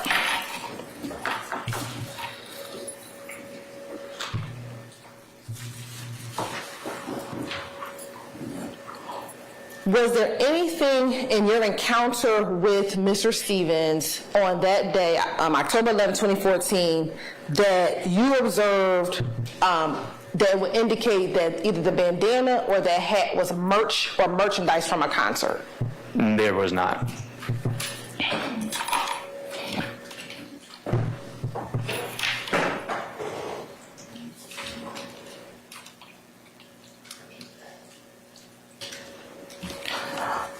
Now, you talked earlier about wanting to notate any additional tattoos. Did he have any additional tattoos on his body that he did not have when you met with him in 2012? He did. Okay. And what were those additional tattoos that you saw?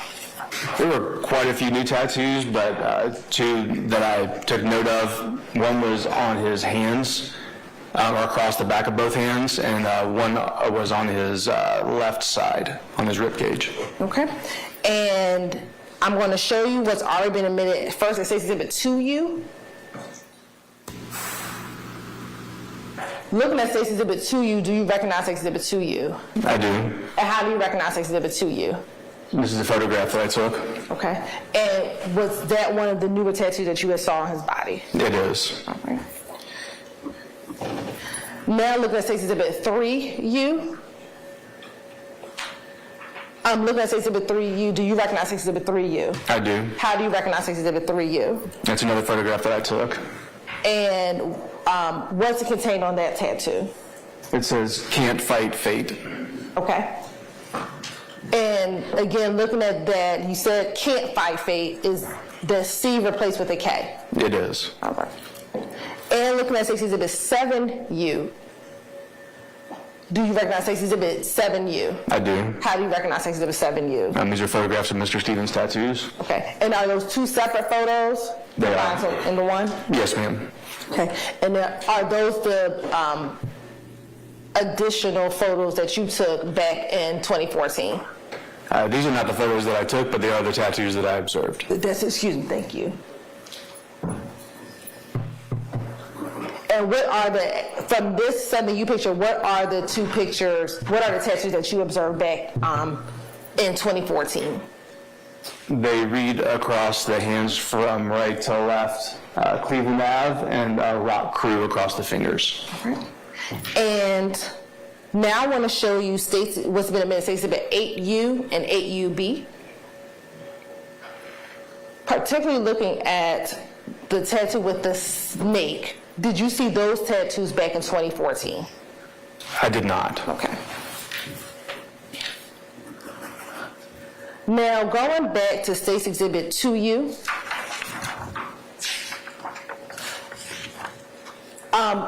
does it appear that Mr. Stevens has on any beads around his neck? He does. During your encounter with him, did he make any notice or mention of those beads? Yeah, the only thing he said about them was that when I asked him if I could take pictures of his tattoos, he said that was fine. He just did not want me to touch his beads. And he was very emphatic about that. Okay.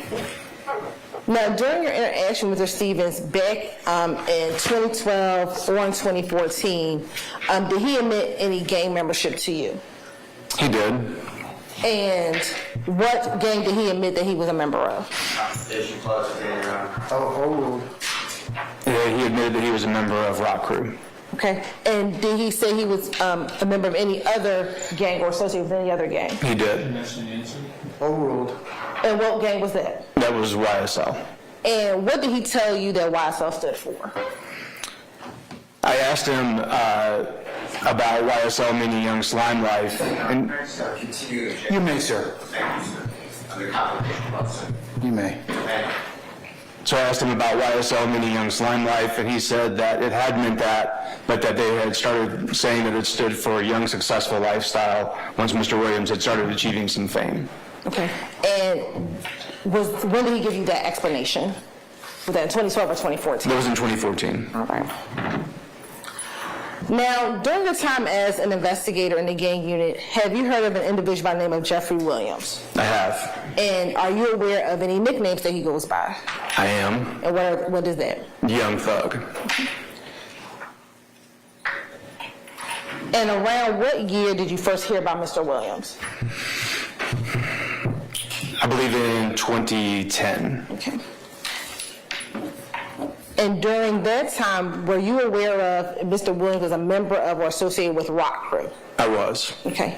And what was your understanding if he was associated or a member of Rock Crew? I'm sorry, I didn't understand the question. What was your understanding if he was a member or associated with Rock Crew? My understanding was that he was a member of Rock Crew. What about the Blood, Sex, Money murder? Was he a member of or associated with the Blood, Sex, Money murder? Your Honor, I'm going to object. Basis. We're switching to the dual purpose of the witness who's violating 702 at this point, and we saw, we discussed last. Okay, so, all right, I understand your objection. Is that it? That is. Okay, all right.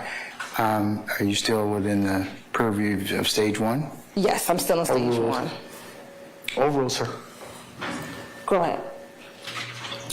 In 2010, no, I was not aware of him. I don't believe at the time being associated with sex, money, murder. Okay. What about later on?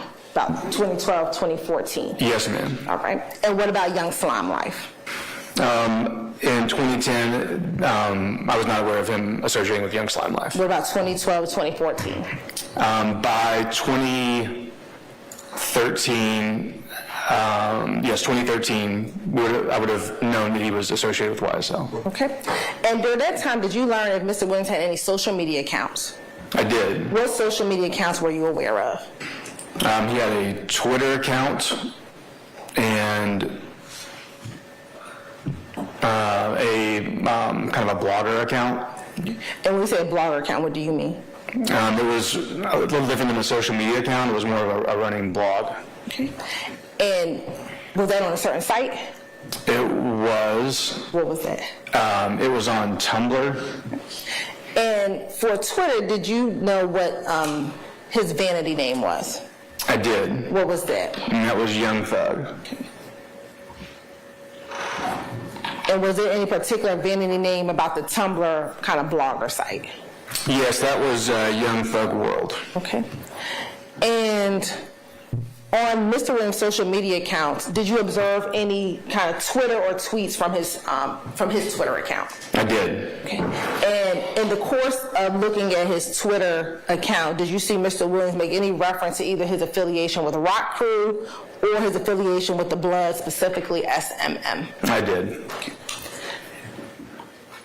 And did you see any reference to any YSL membership? I did. Okay.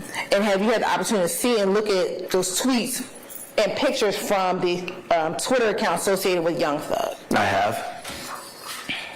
And during the course of that review, did you see any pictures or anything that associated Mr. Williams with that Young Thug Twitter account? I did.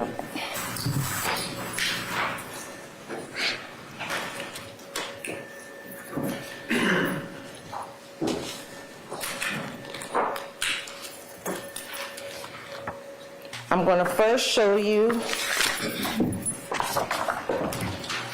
what's been marked as State's Exhibit 21W through 41W.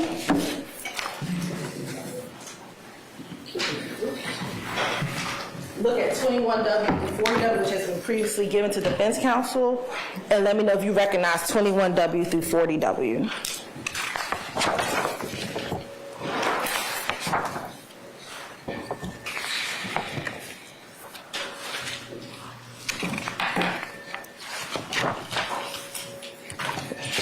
and I'm sorry, it should be 42W, I apologize.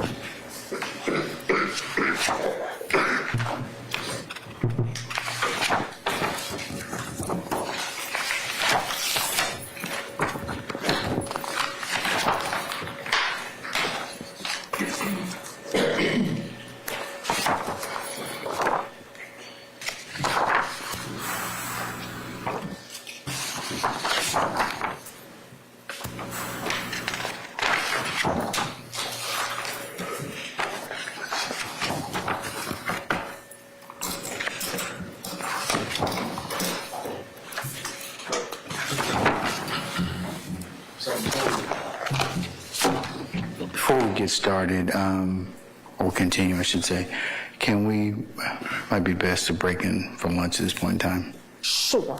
Okay, all right. Ladies and gentlemen, you okay with that? Yes. Okay, all right.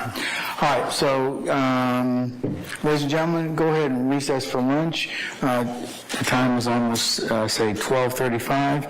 If you all could come back at 1:45, and then once all of you are assembled, we'll go ahead and we'll resume with our examination of our witness, okay? All right, so 1:45, remember my admonitions I've given you, okay? Enjoy your lunch. All rise.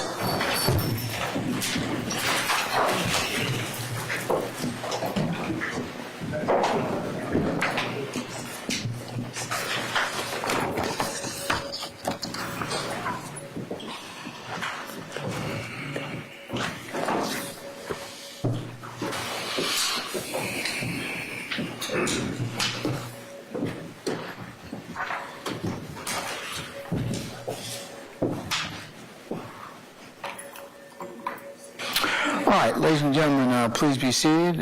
Detective Belknap will go ahead and excuse you for lunch as well, sir. You come back at 1:45, please. Thank you, sir. I'll discuss testimony anybody accept returns in this case. All right.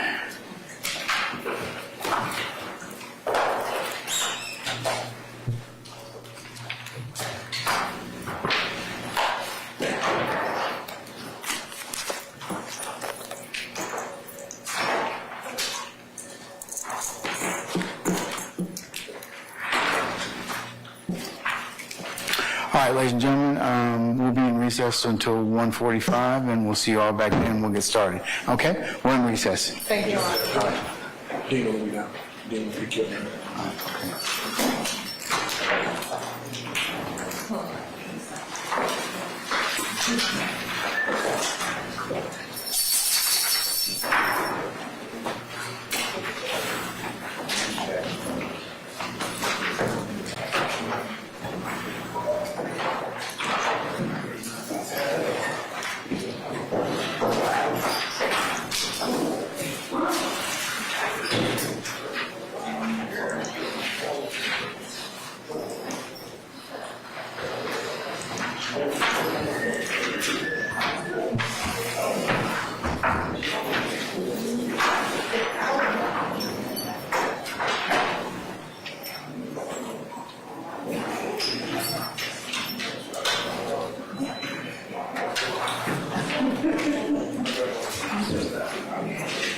All right, Wes, I'm coming up with you. Just give me, I think Dean's on his way out, or way to get me, so.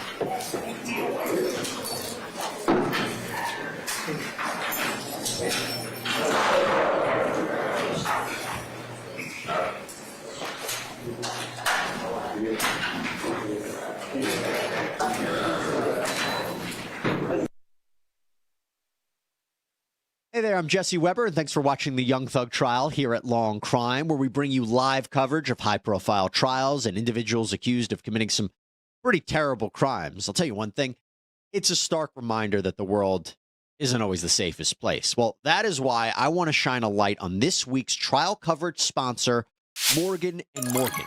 When you're injured, figuring out what to do next can be pretty overwhelming. That's where Morgan & Morgan, America's largest injury law firm, comes in. A whopping 3 million people turn to them every year. And their process is a game changer. Picture this. You submit your claim, you sign contracts, you upload documents, you communicate with your whole legal team, all from your phone. It's that simple. And what's even more impressive, an attorney reviews your case in just 8 clicks. That speed is remarkable. You submit a claim, they start fighting for you. And if you're concerned about costs, well, you only pay them if you win. There's no upfront fee. So if you're ever injured in an accident or at work, you can check out Morgan & Morgan. You can submit a claim in 8 clicks or less by visiting forthepeople.com/youngthug. High-speed chases. Dix, we got to Unruly suspects. I will kill that mother. Tase me? No. Do it. Stay in the blue box. I like it kinky. Dramatic DUIs. I'ma pass everything that she's trying to do. And shocking body cam footage. Hey, get on the ground! Get on the ground! Law&Crime presents Body Cam, the place for real, raw, and wild police videos. You should have seen it. It was good. It's on body camera. I'll show it to you. Catch the action and subscribe to our new YouTube channel now.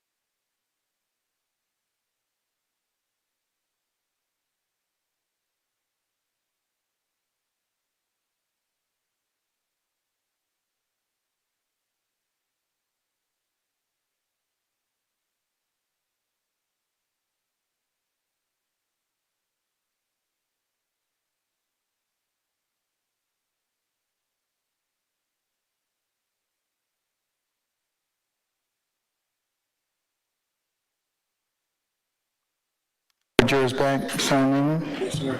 All right, if we could sign our jurors for me, please.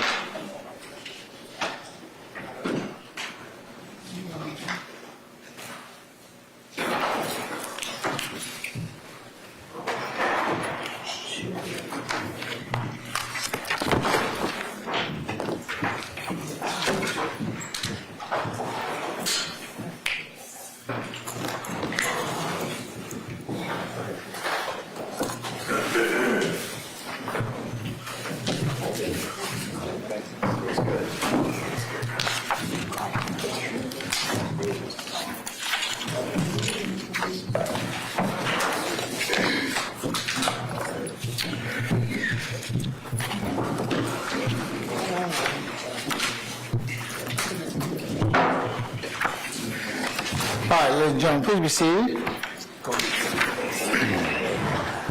All right, thank you, Sergeant Ingram. All right, Ms. Hilton, you may continue with your examination, madam. Thank you, Your Honor. Now, before we left off, we had some technical difficulties with 52W. So now, before we finish with where we ended, we'll go and publish now 52W.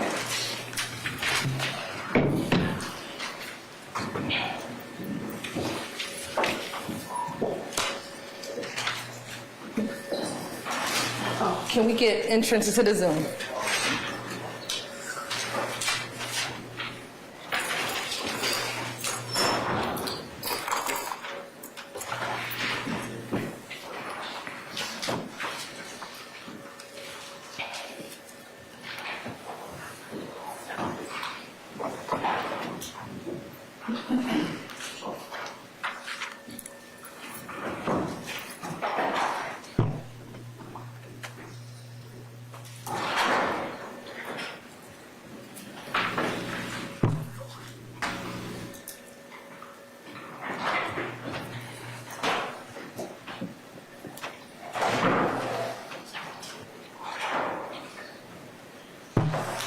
Okay, first looking at the first video on 52W, again, investigative document, do you recognize that the entry part of 52W? The entry, I do.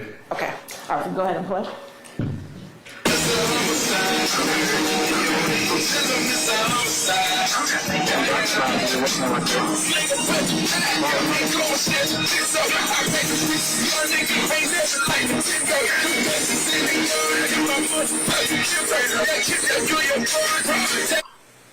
I'm going to pause right here, and that's at 18 seconds in the video.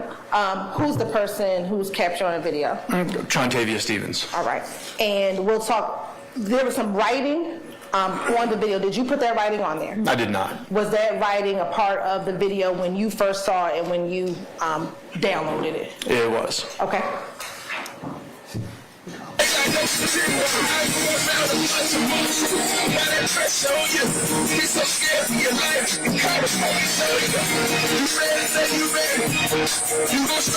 The driver in the car, do you know who that individual is? I do. Who is that? It's Taquantis Grant. Okay.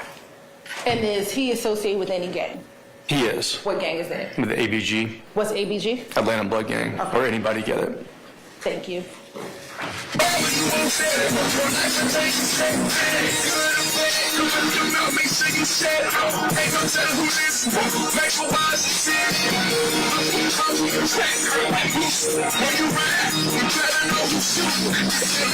That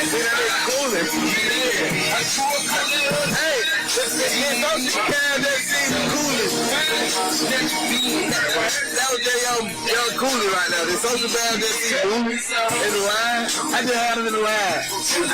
Yeah, I just caught him live in the line. He look like, who the fuck is those guys? Those guys are balling. Aren't you young Cooley? Nah, I fuck with Cooley. Cooley boo. You better get out of that damn line. I bet that homie ain't in that line standing. I bet he would never be standing in no damn line. Never, bro? Yeah.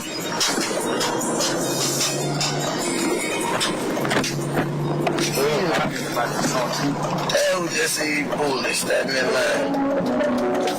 Push. Land Troy, you gotta put that up. We got late, why looking for him?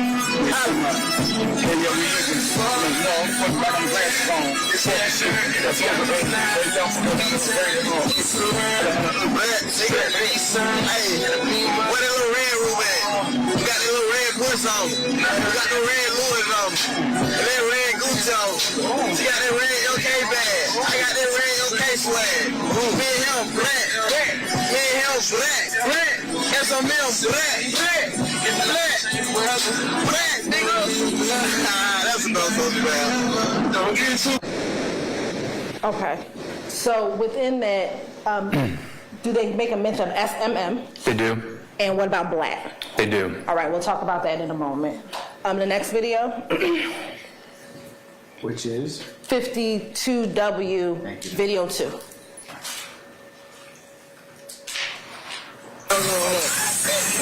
They don't know about that one.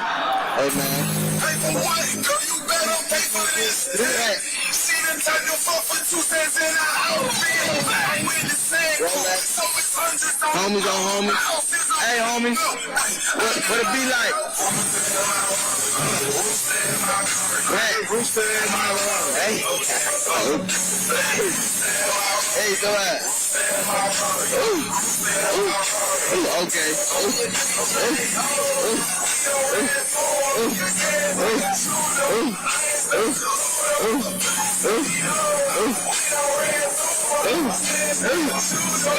And we're going to pause at 42 seconds. Who are the 2 individuals in this video? Trontavia Stevens and, Jamonta Smith. And with Jamonta Smith, is he affiliated with either SMM, Rock Crew, or YSL? He's affiliated with Rock Crew and SMM. Okay, thank you.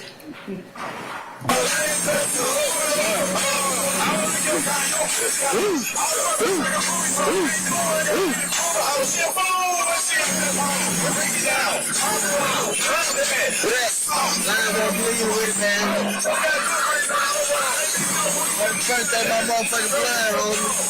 Black. Maybe, you know, if it's black, they niggas say black.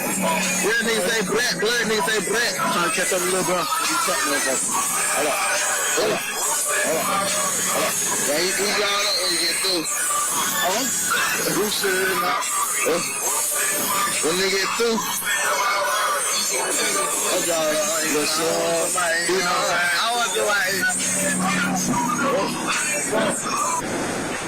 And within 52W, the second video, do you hear the word black as well inside that video? I do.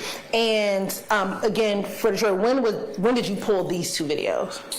These were from June 16th and June 24th of 2012.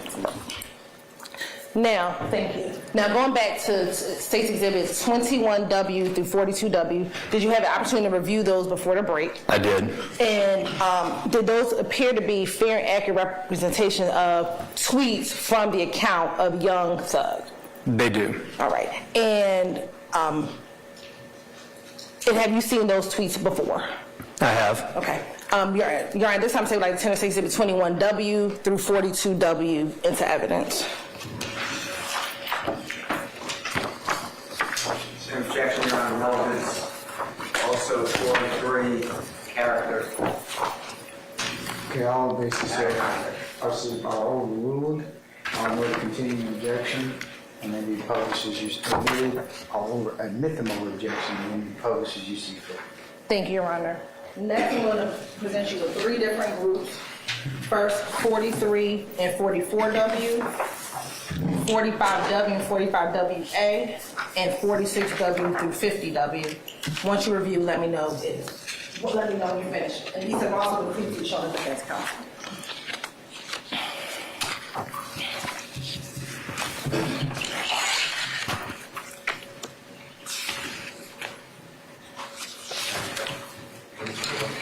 Um, 43 through 50W. You're welcome.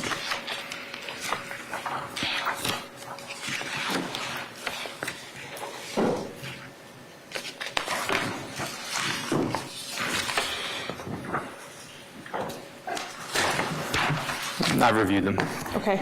And do you recognize, first I'll start with 43W and 44W. I do. And how do you recognize 43W to 44W? I've previously seen these. Okay. And are those from the same at Young Thug Twitter account that we just referenced? Yes, ma'am. All right. Now looking at 45W and 45WA. How do you recognize 45W and 45WA? I've previously seen these. Okay, and are those from the same Twitter account that we've referenced before belonging to Young Thug? They are. And then last, 46W through 50W, do you recognize those exhibits? I do. And how do you recognize those exhibits? I've also previously seen these. And again, are those also tweets from that same Young Thug Twitter account? They are. Your Honor, at this time, the state would like to tender State's Exhibit 43 through 44W, or whiskey, 45 whiskey through 45 whiskey A, and 46 whiskey through 50 whiskey into evidence. I said the same continuing objection to this case. You may, sir. Thank you, sir. Okay. Now next, are you, oh, sorry.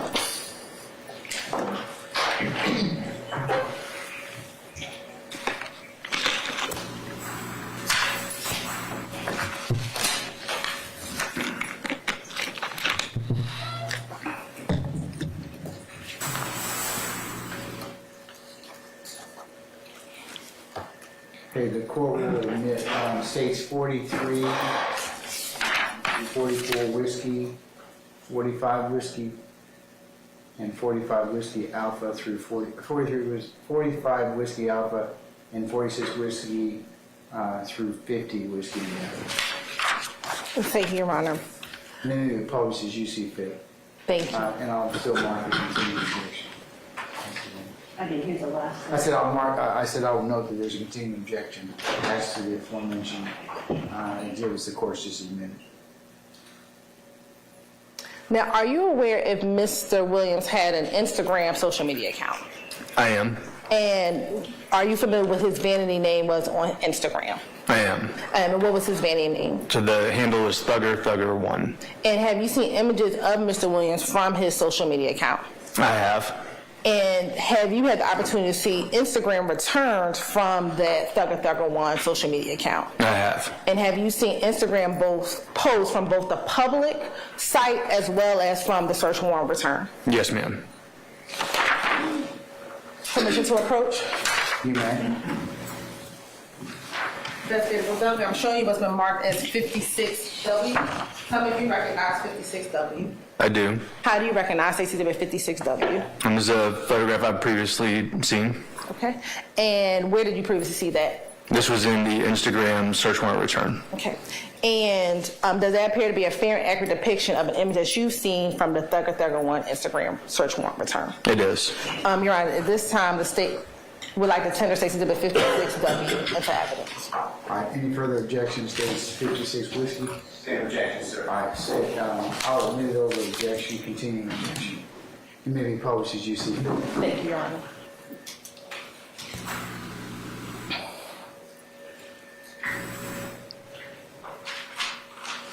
Okay. Now showing you what's been admitted as 56W. Tell the jury what we're looking at is 56W. It's a photograph of Mr. Williams and Kenneth Copeland. Okay. And what is the date that the image was taken? On November 3rd of 2014. Okay. And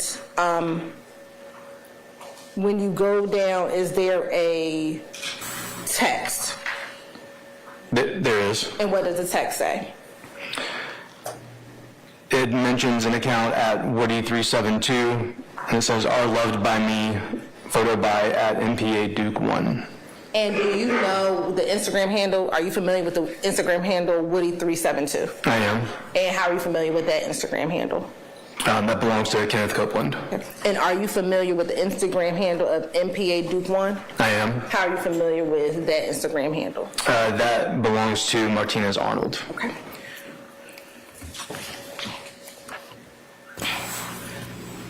Now, have you had the occasion to view any videos with Mr. Williams in which he either himself self-identifies or associates himself either as a member of Rock Crew, the Bloods, and or a member of YSL? I have. How many videos have you seen? I don't know the exact number, but a few. Okay. For the purposes of this testimony today, have you seen 3 specific videos as it relates to this testimony today? I have. All right. And the 3 videos that you've seen, if you tell the jury a little bit about each of the videos. So the 3 videos that were reviewed for today, one was published or posted in 2009, another that was posted in 2012, and another from 2014. The first one was posted to YouTube.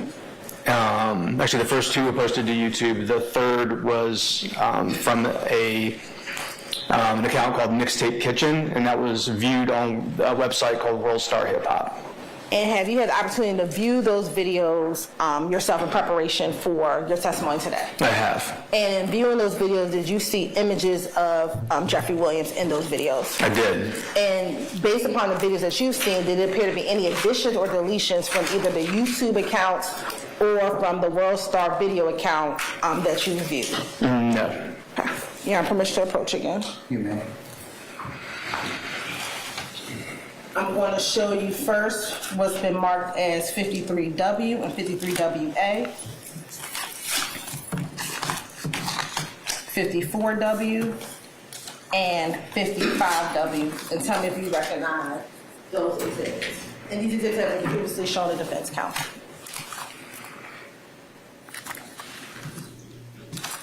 I do. And how do you, first let's start with 53W, how do you recognize exhibit 53W? I've previously initialed this disc after reviewing the video that's on it. And then what about 54W? Same thing. I previously viewed the video that's on this and initialed the disc. And what about 55W? Same thing. I've previously viewed the video that's on the disc and initialed it. And again, from your viewing of the video, did there appear to be any additions or deletions? No, ma'am. You're right. This time, say that 10 or 60 exhibit 53W, 53W alpha, 54W, and 55W into evidence. You said 53W, 53W alpha. Yes. What else? 54W and 55W.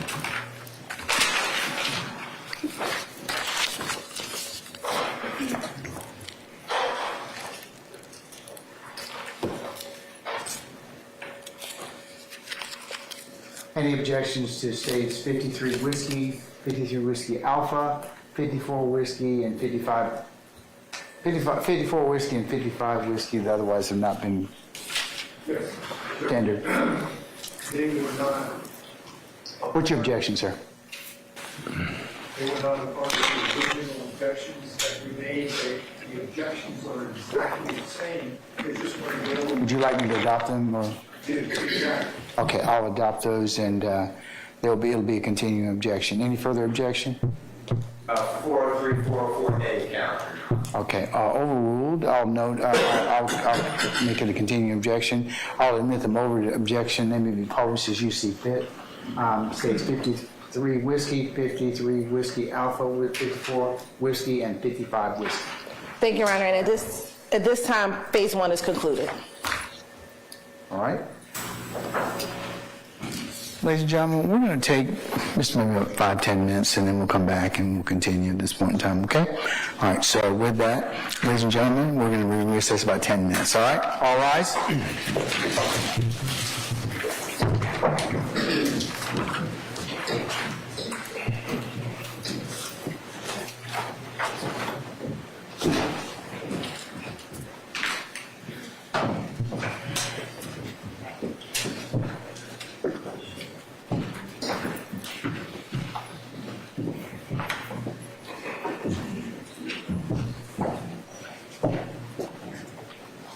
All right, ladies and gentlemen, please be seated. Our jury has left us.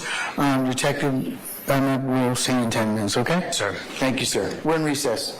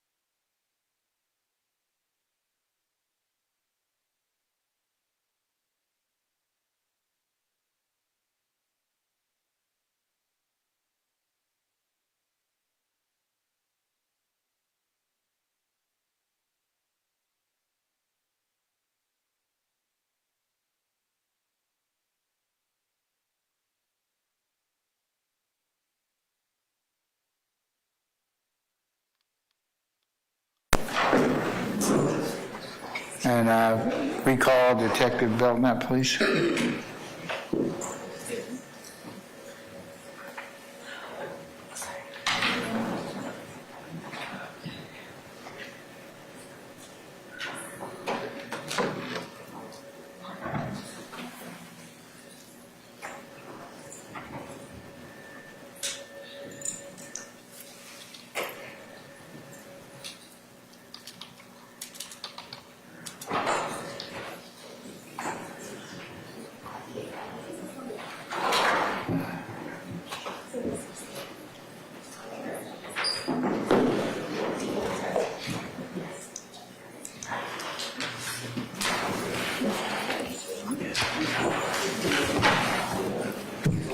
All right, so summon our jurors, please.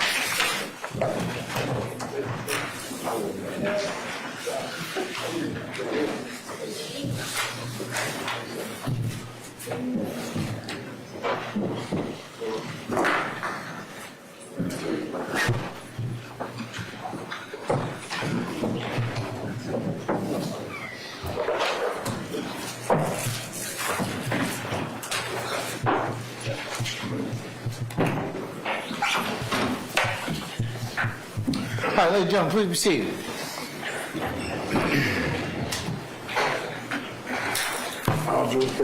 All right, thank you, Sergeant Ingram. All right, Ms. Hilton, you continue your examination. Thank you, Your Honor. So, Investigator Belknap, when you came in November, you testified very generally as an expert to general concepts within gang investigation. Now I want to talk to you specifically about ROC Crew and YSL, okay? Yes, ma'am. In your expert capacity. So let's first talk about ROC Crew and YSL. I believe you testified back in November that ROC Crew was a gang and that Quentin Porter was an established leader or a person. Marriage. I'll overrule the objection. Are you just trying to orientate the witness? Yes. Okay, I'll overrule the objection, Mr. Steele. Or was an influential individual within that gang. That's correct. How familiar were you with Quentin Porter? I was very familiar with him. How? Through multiple criminal investigations. And has Quentin Porter passed away? He has. And when did that occur? It was on January 3rd of 2019. All right. And in your training and experience as a gang expert, does it boost the reputation of a person who is in a gang to publicly post pictures of himself with either a big homie or a leader or a high-ranking member of a gang? It does. It's not on the candidate jury. Oh, sorry. And why is that? It does, similar to how it is with any person. People like to be near someone that they look up to or that they admire, or a person of position or influence. In gangs, it's actually even more so than that, because in gang culture, a lot of what they're seeking is money, power, and respect, and being close to those things can bolster or strengthen the amount of protection that the gang provides you against outsiders who see you as a person of high rank or influence within the gang. You have permission to approach? You may. Have you shown that to the defense counsel? Yes, they've had it previously. All right. I'm showing you what's been marked as State Exhibit 51W. Tell me if you recognize State Exhibit 51W. I do. And how do you recognize State Exhibit 51W? I've previously seen this. Okay, and where have you previously seen this? It was on Instagram. Okay, and whose Instagram? This is Instagram belonging to Shannon Jackson. And is that person also known as Shannon Stillwell? He is. And what was Mr. Stillwell's Instagram handle? OG.bull_. Okay. And looking at Stacey Exhibit 51W, does this appear to be a post that was posted on that OG.bull Instagram page? Yes, ma'am. Your Honor, at this time, the state would like to turn Stacey Exhibit 51W into evidence. Any objection states 51W, 51 whiskey, otherwise has no origin. All right, there will be noted for the record. Continuing objection, sir? Yes, Your Okay, all right. Thank you. It's admitted over objection and may be published as you see fit. Thank you, Your Honor.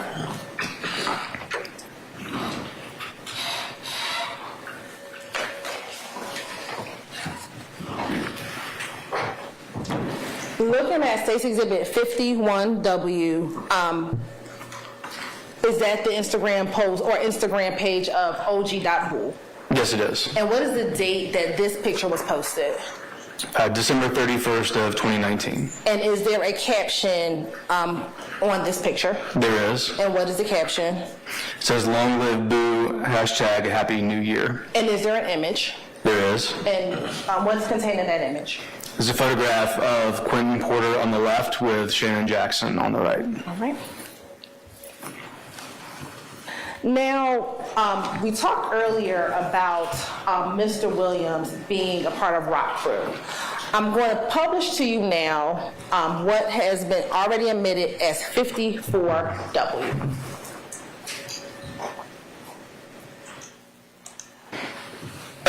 Checking out here. Look, my partner say this man stole his swag. No. Hey, Jay, how you say he do it? Hold on. Let me wind it out. Hold on. My nigga, good self say he the king of white swagger, right? Say no one time. Let's just let these folks see what you're doing now. I'm rocked out right now, man. You know what I'm saying? You check him out now. Now, he said that he want to blow the whistle on Christian right now. Blow the whistle right here. The only nigga I know take pictures in his camera phone and he don't got to do it. Do what he do. Do what he do, Joe. Do what he do, Joe, when you walk up. Listen, guys, this is what he does. He's on his phone, but he's taking pictures of me at the same time. You know what I'm saying? Man, shit, I see this shit, man. Man, we go in there like that going on. I gotta believe that. I gotta bring this with me. I want to see it. Yeah, we down here this hard kicking, man. Every day, little Monte right here, man. So, man. These old lady phone know, man. Shake in with him one time. Hey, Joe. My man in this, big money, man, all the way. On swag. Been doing this shit. Big much swag. Gotta do it, man. Cool. He really cool. You see, he got an arm in his shirt, man. You feel? He really cool, man. Check in with him one time. I remember that. Different head. Get deeper in on camera. Just plain shit with the rock public motherfucker. Yeah, man. We swagging, man. First nigga pop out when they get through, though. You feel? That's all right. Hey, that's a little, you know what I mean? You gotta get with change the motherfuckers on there. Let my boy Lil D get on there. Let my boy Lil D get on there. What you call it? What time with this? He stole the This is motherfucker he stole the Lil D, y'all can't get on there one time, man. They say either one, we'll change on 100 points. See, they changed up on them. Yeah, what's happening? Yeah, the new arrival when you get that shot. We'll change on 100 points in them motherfuckers.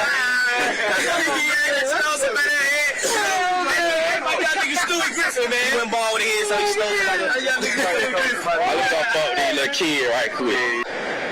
All right, so we're going to go back and we're going to talk about this video. So in the video, what year was this video?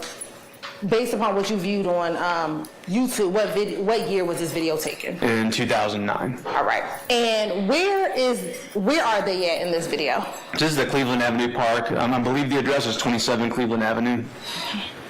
Does 47 Cleveland Avenue sound familiar? That's it, 47 Cleveland Avenue. Okay. And is this in Zone 3? It is. All right. And in your experience as a gang investigator, is this an area where YSL members or ROC Crew members generally are congregated? Yes, ma'am. Now, let's go back to the beginning. Checking out here. Look. My partner say this man stole his swag. Right here. Well, there was a hand sign. Who's this right here? Sorry. That's Mr. Williams. Okay. And did you see or observe him throwing up a hand sign? I did.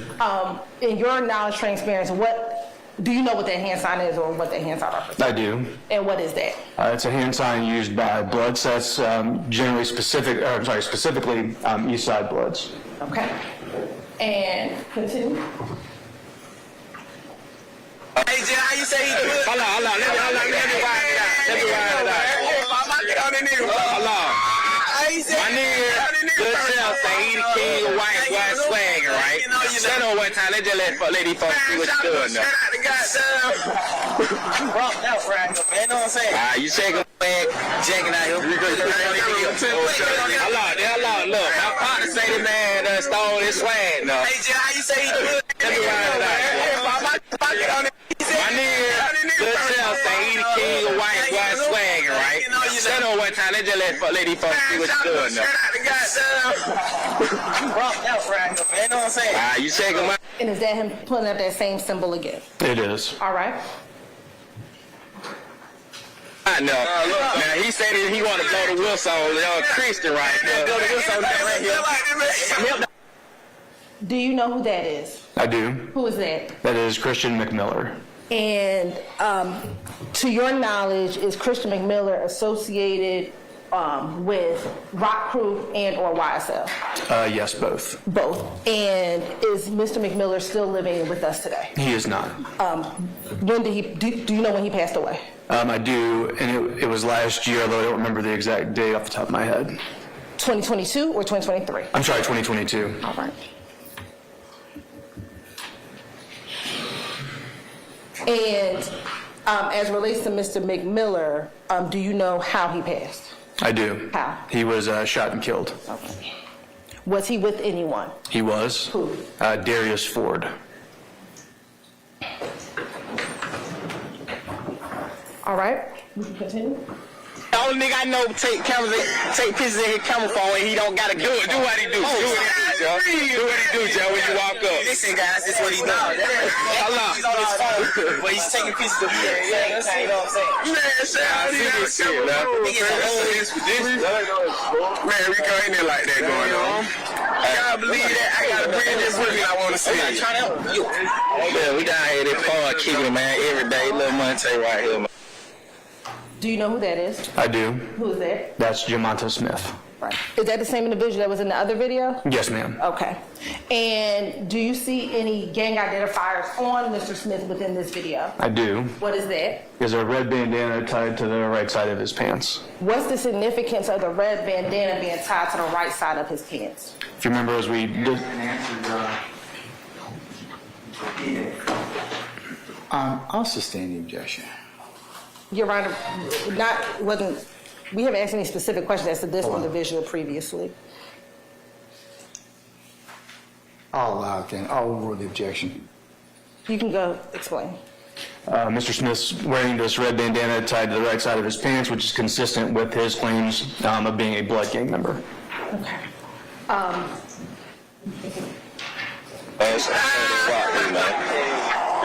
You gotta let these folks know, man. Take care with him outside. Hey, Joe. I mean, you know, big money, man, you know, all the way. On swag. You doing this shit. Big much swag. Really cool, man. You said it. Take in with him one time, man. You gotta get people in on the camera. Just some plain shit. Rock public motherfuckers. We swagging, man. Heard this how I find when they get through, though. You feel? That's all. That's a little We're going to stop right here. The young man with the hoodie on his head, do you know who that is? I do. Who is that? That's Quindarius Zachary. All right. And to your knowledge, was Mr. Zachary associated with Rock Crew or YSL? Yes, both. Okay.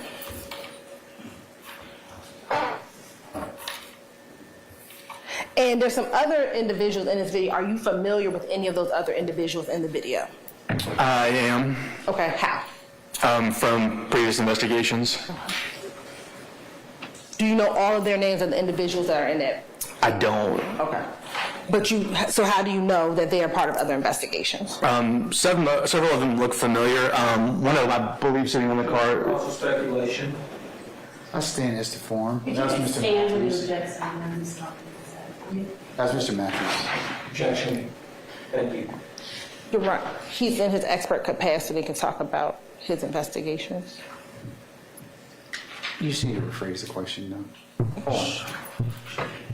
In viewing these videos, have you had encounters within your gang investigation with any investigation involving any of these individuals? I have. Your Honor, relevance, Overrule the objection. character, 404. I overrule the objection, sir. Thank you, Your Honor. I have. Okay, and you were specifically talking about someone on the car. Yeah, I believe that's Rudd Codio, who was a rock crew associate.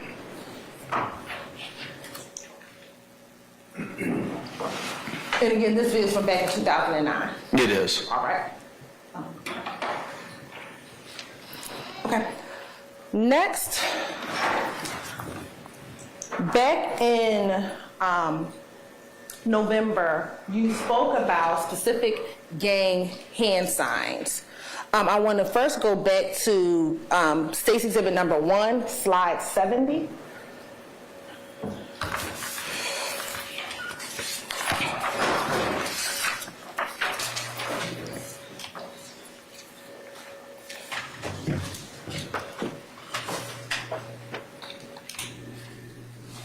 Now, when you came in November, was this a part of your PowerPoint presentation? It was. And did you talk specifically about certain hand signs in which both sex, money, murder, as well as YSL individuals do? Objection, Your Honor. Asked and answered. Overrule, sir. Compound question, Your Honor. Overrule, Mr. Matthews. I did. Okay. And so what I would like to show you is first State's Exhibit 53W.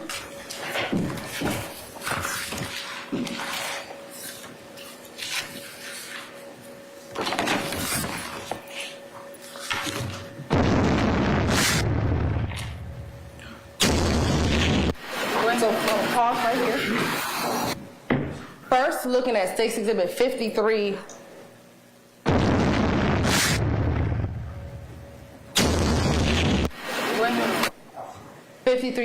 What is this? What video are the jurors about to look at? Takes 53W. This is a video from YouTube. It's behind the scenes from a video shoot. Okay. And who was the individual whose song was it? This is Justin Ushery, who performs under the name Bloody J. Okay. And to your knowledge, transparent, was Bloody J or Justin Ushery a member of ABG? Yes. And is that Atlanta Blood Gang? It is. All right. And is this him on the cover of the initial cover of the video? Yes, it is. Okay. I want to direct your attention to the tattoo on his face.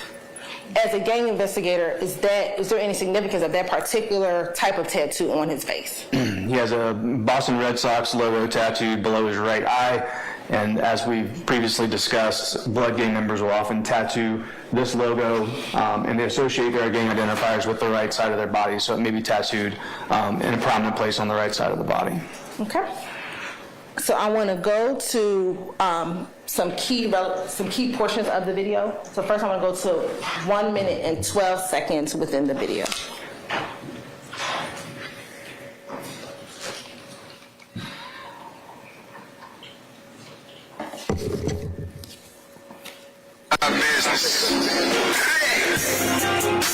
Consider yourself warned. Consider yourself warned. Warning! Consider yourself warned.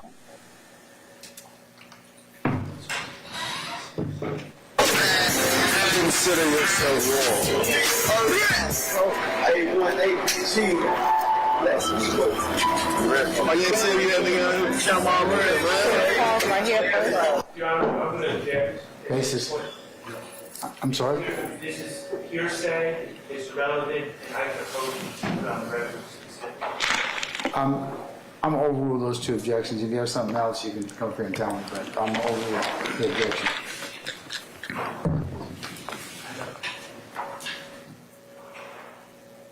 May I approach?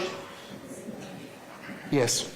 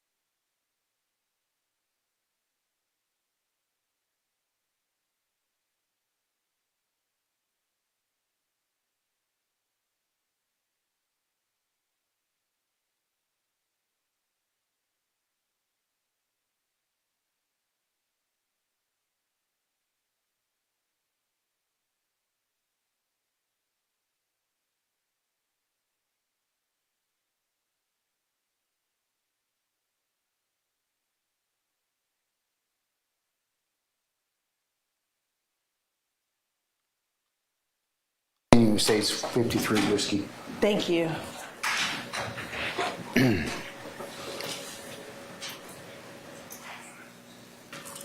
Okay, so pausing right here, what, if anything, do we see Mr. Ussery or Bloody J doing in this freeze frame right here? Mr. Ushery is throwing that B hand sign that the Bloods use with both hands. Okay, and we can fast forward to 1 minute and 47 seconds. I'm going to pause. Who is this individual? That is Micah Anderson. Okay, and does he have another name in which he goes by? He does. And what is that? Ola Playa.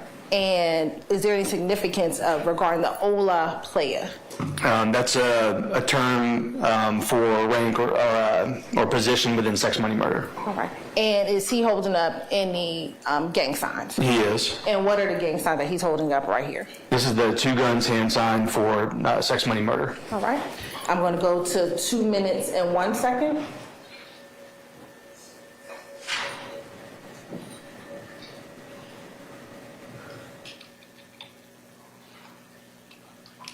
The individual in red, who is that? Trontavia Stevens. And we're going to actually play from 2 minutes and 1 second to 2 minutes and 25 seconds. I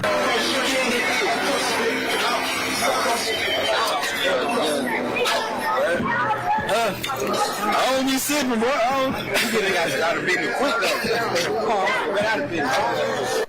The individual in the blue cap, do you know who that is? I do. Who is that? It's Mr. Williams. And what is Mr. Williams wearing?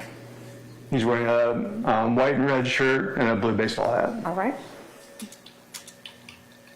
$1 million niggas, nigga. We real $1 million. $1 million bloods, $1 million goons and shit. 5 times.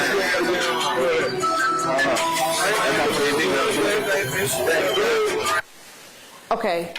And the individual says we're $1 million niggas, $1 million bloods, black 5 times. Who was that? That's Mr. Williams. Okay. And what is black? What does black mean? It stands for blood love all the time. And is that the same black that we heard in that video with Trontavia Stevens a little bit earlier today? It's the same identifier, yes. Okay.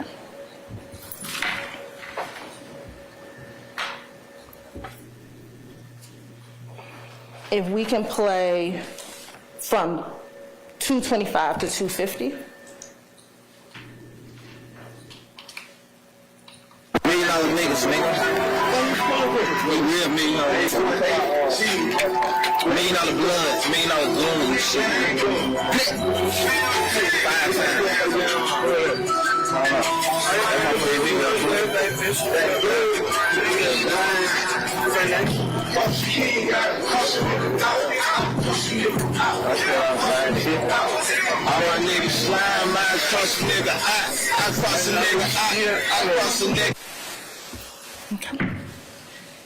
Again, is that Micah Anderson?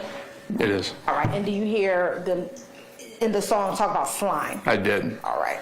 And based on your experience with YSL and Rock Crew, what is your understanding of slime and what that means? Slime is a term meaning to do something reprehensible or wrong, being untrustworthy, or someone who would do crime or harm to anyone. And in there it says cross the nigga out. Does that have any relation to do with that term slime? It can, yes. Okay, and why you say it can, what do you mean? That term generally means to kill someone, to take somebody out. That could certainly happen in the context of being a slimy person or being slime. Okay. Now we're going to go to about 3 minutes and 40 seconds.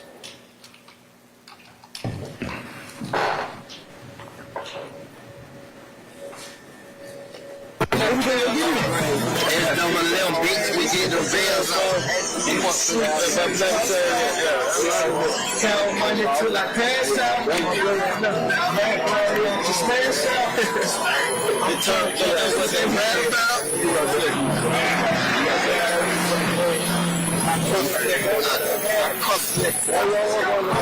Slam, man, cross a nigga eye. My life full of pure pain.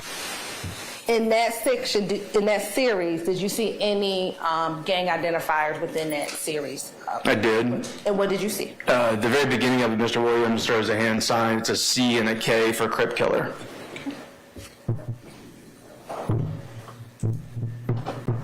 Now I want to go to 4 minutes and 45 seconds.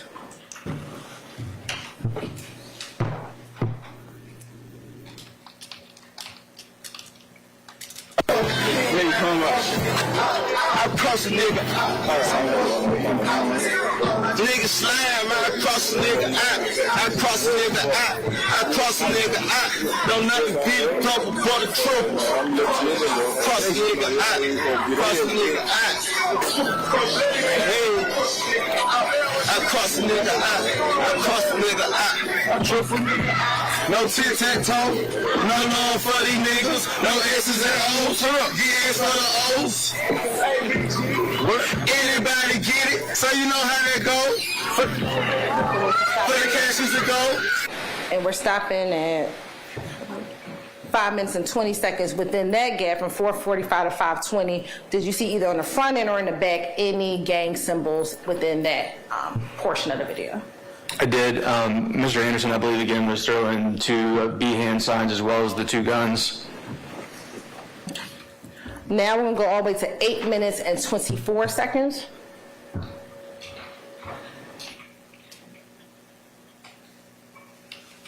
Oh, excuse me. Let me go back. I'm sorry, to 6 minutes and 6 seconds.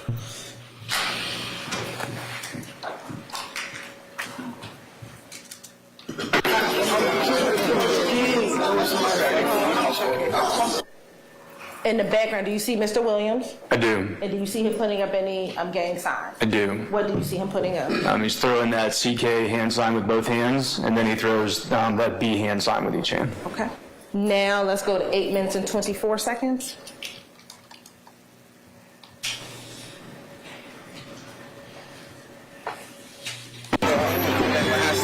Bitch, you know what that mean?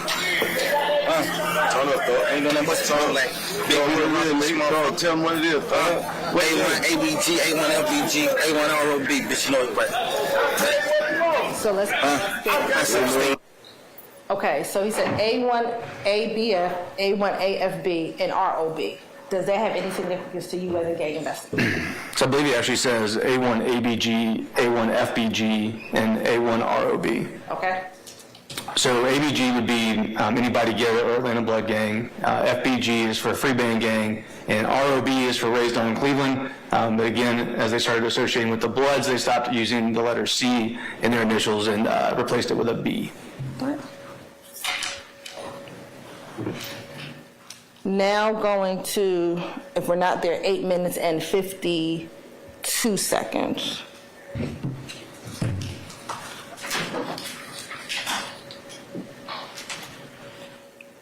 Is that Mr. Stevens? It is. And is he throwing up any gang signs? Haven't seen one yet. Okay. So what? Oh, motherfucker, hood. Let us check out the whole hood out here, nigga. Let us check out the whole hood out here, nigga. Free Major Ground, nigga. Free BT, nigga. Yeah. Yeah. What song that, Jay? You shout it out, Ola.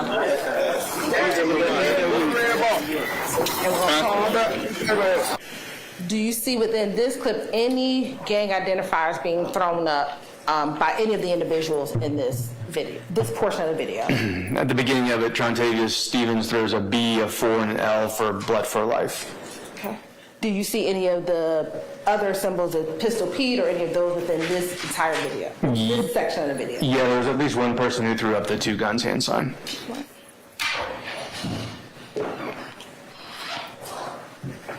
Now I want to go to 11 minutes and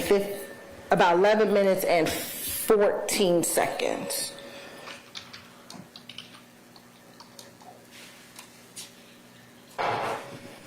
Nobody the side. Keep running around, take Go back.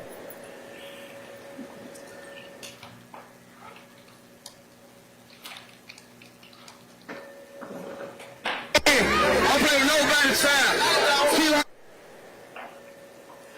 The individual in the red hat, can you see him or do we need to play it again? I can see him. Do you know who that is? I do. Who is that? That is Donovan Thomas. Okay. And what year again was this video? This was, I believe, posted October 30th of 2012.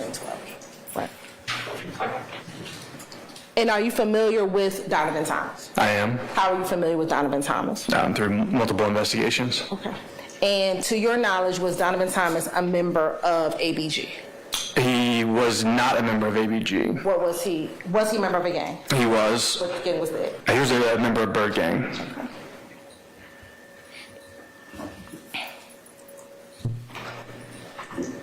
All right, I want to go to 11 minutes and 50 seconds.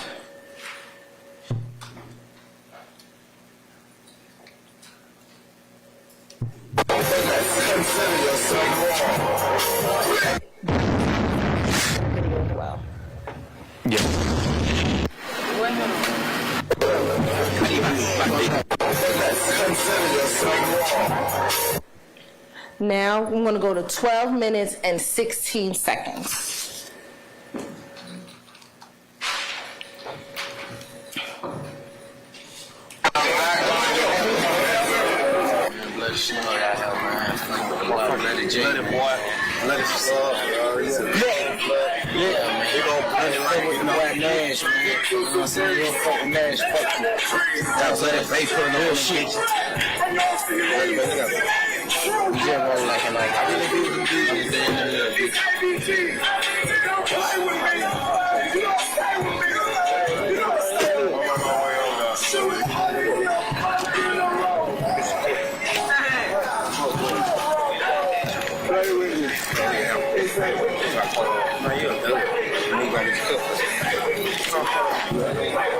We'll pause.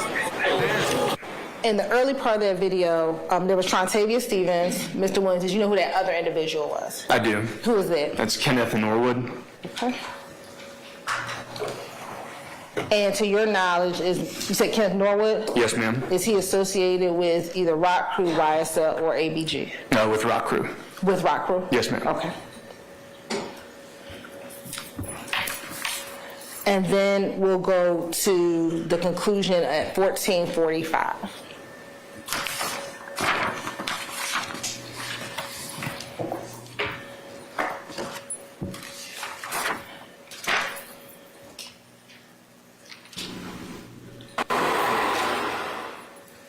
Now, is this usually just the end of the video? BIP, does that have any significance? It does. What is that?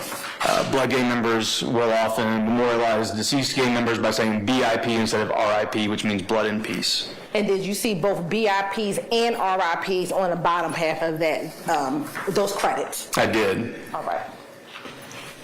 And was there, at the top of that, did something say Free Pistol Pete? It did.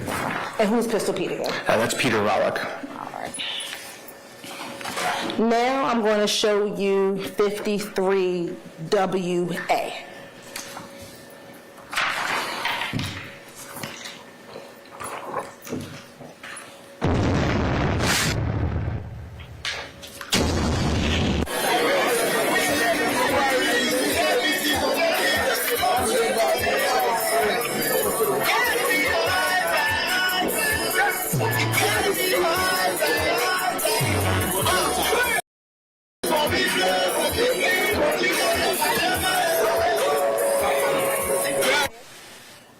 Did you see Mr. Williams putting up any gang identifiers or gang signs within that first few seconds of the video? I did. And what was he doing? He was throwing the Bs again, the two guns, and he also threw a 5-point star.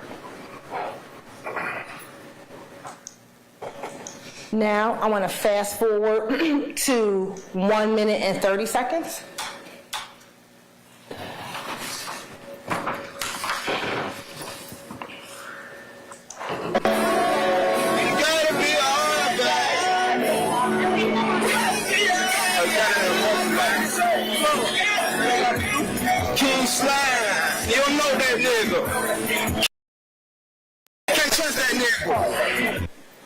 In that particular portion at 1:30, do you see Mr. Williams throwing up any gang signs? I did. And what did he throw up? He threw up the 2 guns again. All right.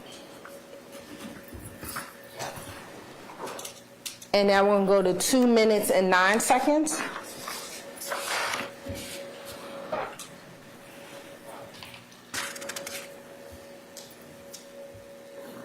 I'm a dog selling bricks. In the hood selling 30 cents. I'm a dog selling,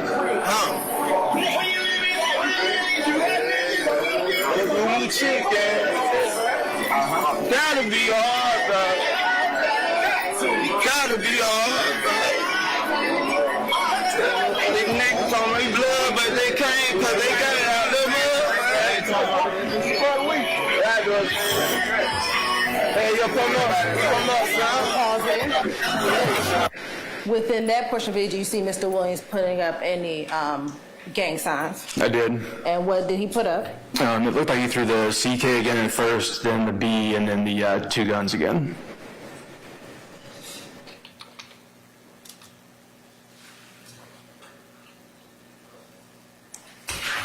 Okay, thank you. Now, in looking at this video, in your expert opinion, did you see a number of individuals who associated themselves with the Bloods in this video? I did. Okay. And was Mr. Williams as well as Mr. Stevens part of this group of individuals associating themselves with the Bloods in this video? In this video, They were, yes. Now, in your knowledge, training, and experience, could someone who was false claiming to be a Blood be able to be in the presence of all these other Bloods and still be able to throw up symbols and throw up hand signs? No, they would not. Why is that? Gang membership, like membership in many organizations, is an important thing. It's very valuable to the members themselves, and so they certainly enforce who's allowed to claim membership or association with that gang, ensuring that they've actually met the criteria and have gained admittance through the members. In gang world, someone false claiming would be subject to likely immediate and physical harm or violence for false claiming the gang. Okay. Now I want to look at, or publish for you now, State's Exhibit 55W.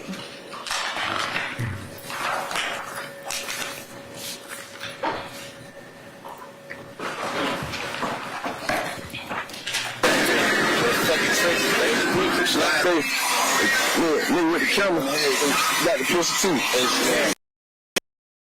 Niggas the kid throw all off. Yeah, so y'all we roll like, real niggas. Yeah. When Mr. Williams takes the camera, he said, "I'll show you what roll lacking. What, if any, significance does that have to you?" I'm under sex, money, murder. All right. Justice, that's the lifestyle. Beat that. Yeah. What you doing? Straight like that, bro. Now, did you hear when they number that said slime love all the time? I did. Do you see that commonly with YSL gang members? I do. And do you see that as slack when you see it with YSL gang members? Yes, ma'am. Now, Mr. Williams earlier in the video said this is no industry. Have you, in your experience as a gang investigator, dealt with individuals who are both gang members as well as artists or musical artists? I have. And in your experience with individuals who are both gang members and musical artists, have you had the experience where they try to distinguish themselves and not want to be labeled as a studio gangster? I have. Okay, and how does that normally come about in your experience? It can come about in a number of different ways, but usually the person will try to emphasize the fact that they are a gang member first. A rapper is not their identity. Their identity is membership. And so when Mr. Williams said this ain't no industry shit, is that consistent with what you've seen those who are gang members and artists say to show that they're really gang artists? I'll send the questions to form. You can rephrase it. In your experience, that those individuals who are gang members and also artists try to distinguish themselves. Yes, ma'am. With Mr. Williams saying this ain't no industry, is that a way that individuals try to distinguish themselves between being really a gang member first and an artist second? It is. I overrule the objection. That was Ms. Westmoreland. And in this video, does he leave from being, I guess, outside going into the studio? He does. All right.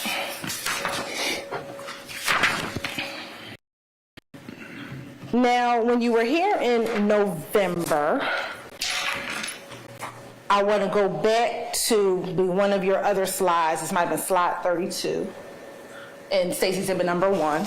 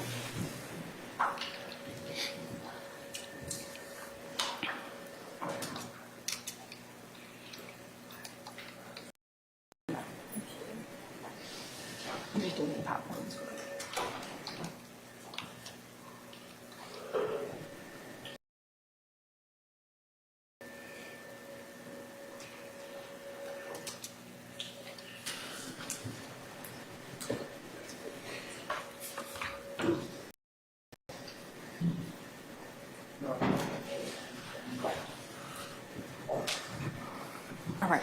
And again, what was the hand sign for? The YSL hand sign. What's the basis of the objection? Cumulative asked and answered. I'll overrule the objection. The hand sign is made like this. Okay. I want to go show you now what's argument minute 56W. Do you see that YSL gang sign 56W? I do. Well, now I'm going to show you what's been admitted as exhibit 2W.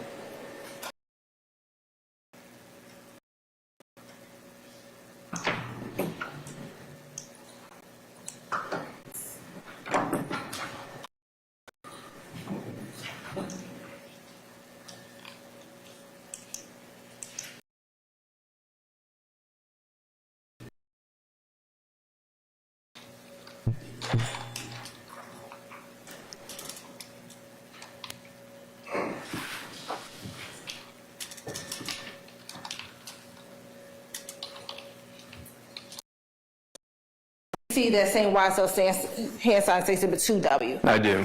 Okay. Next, looking at 3W. What, if anything, what hand sign is in 3W? So that is the hand sign for the 9 tray gangster bar.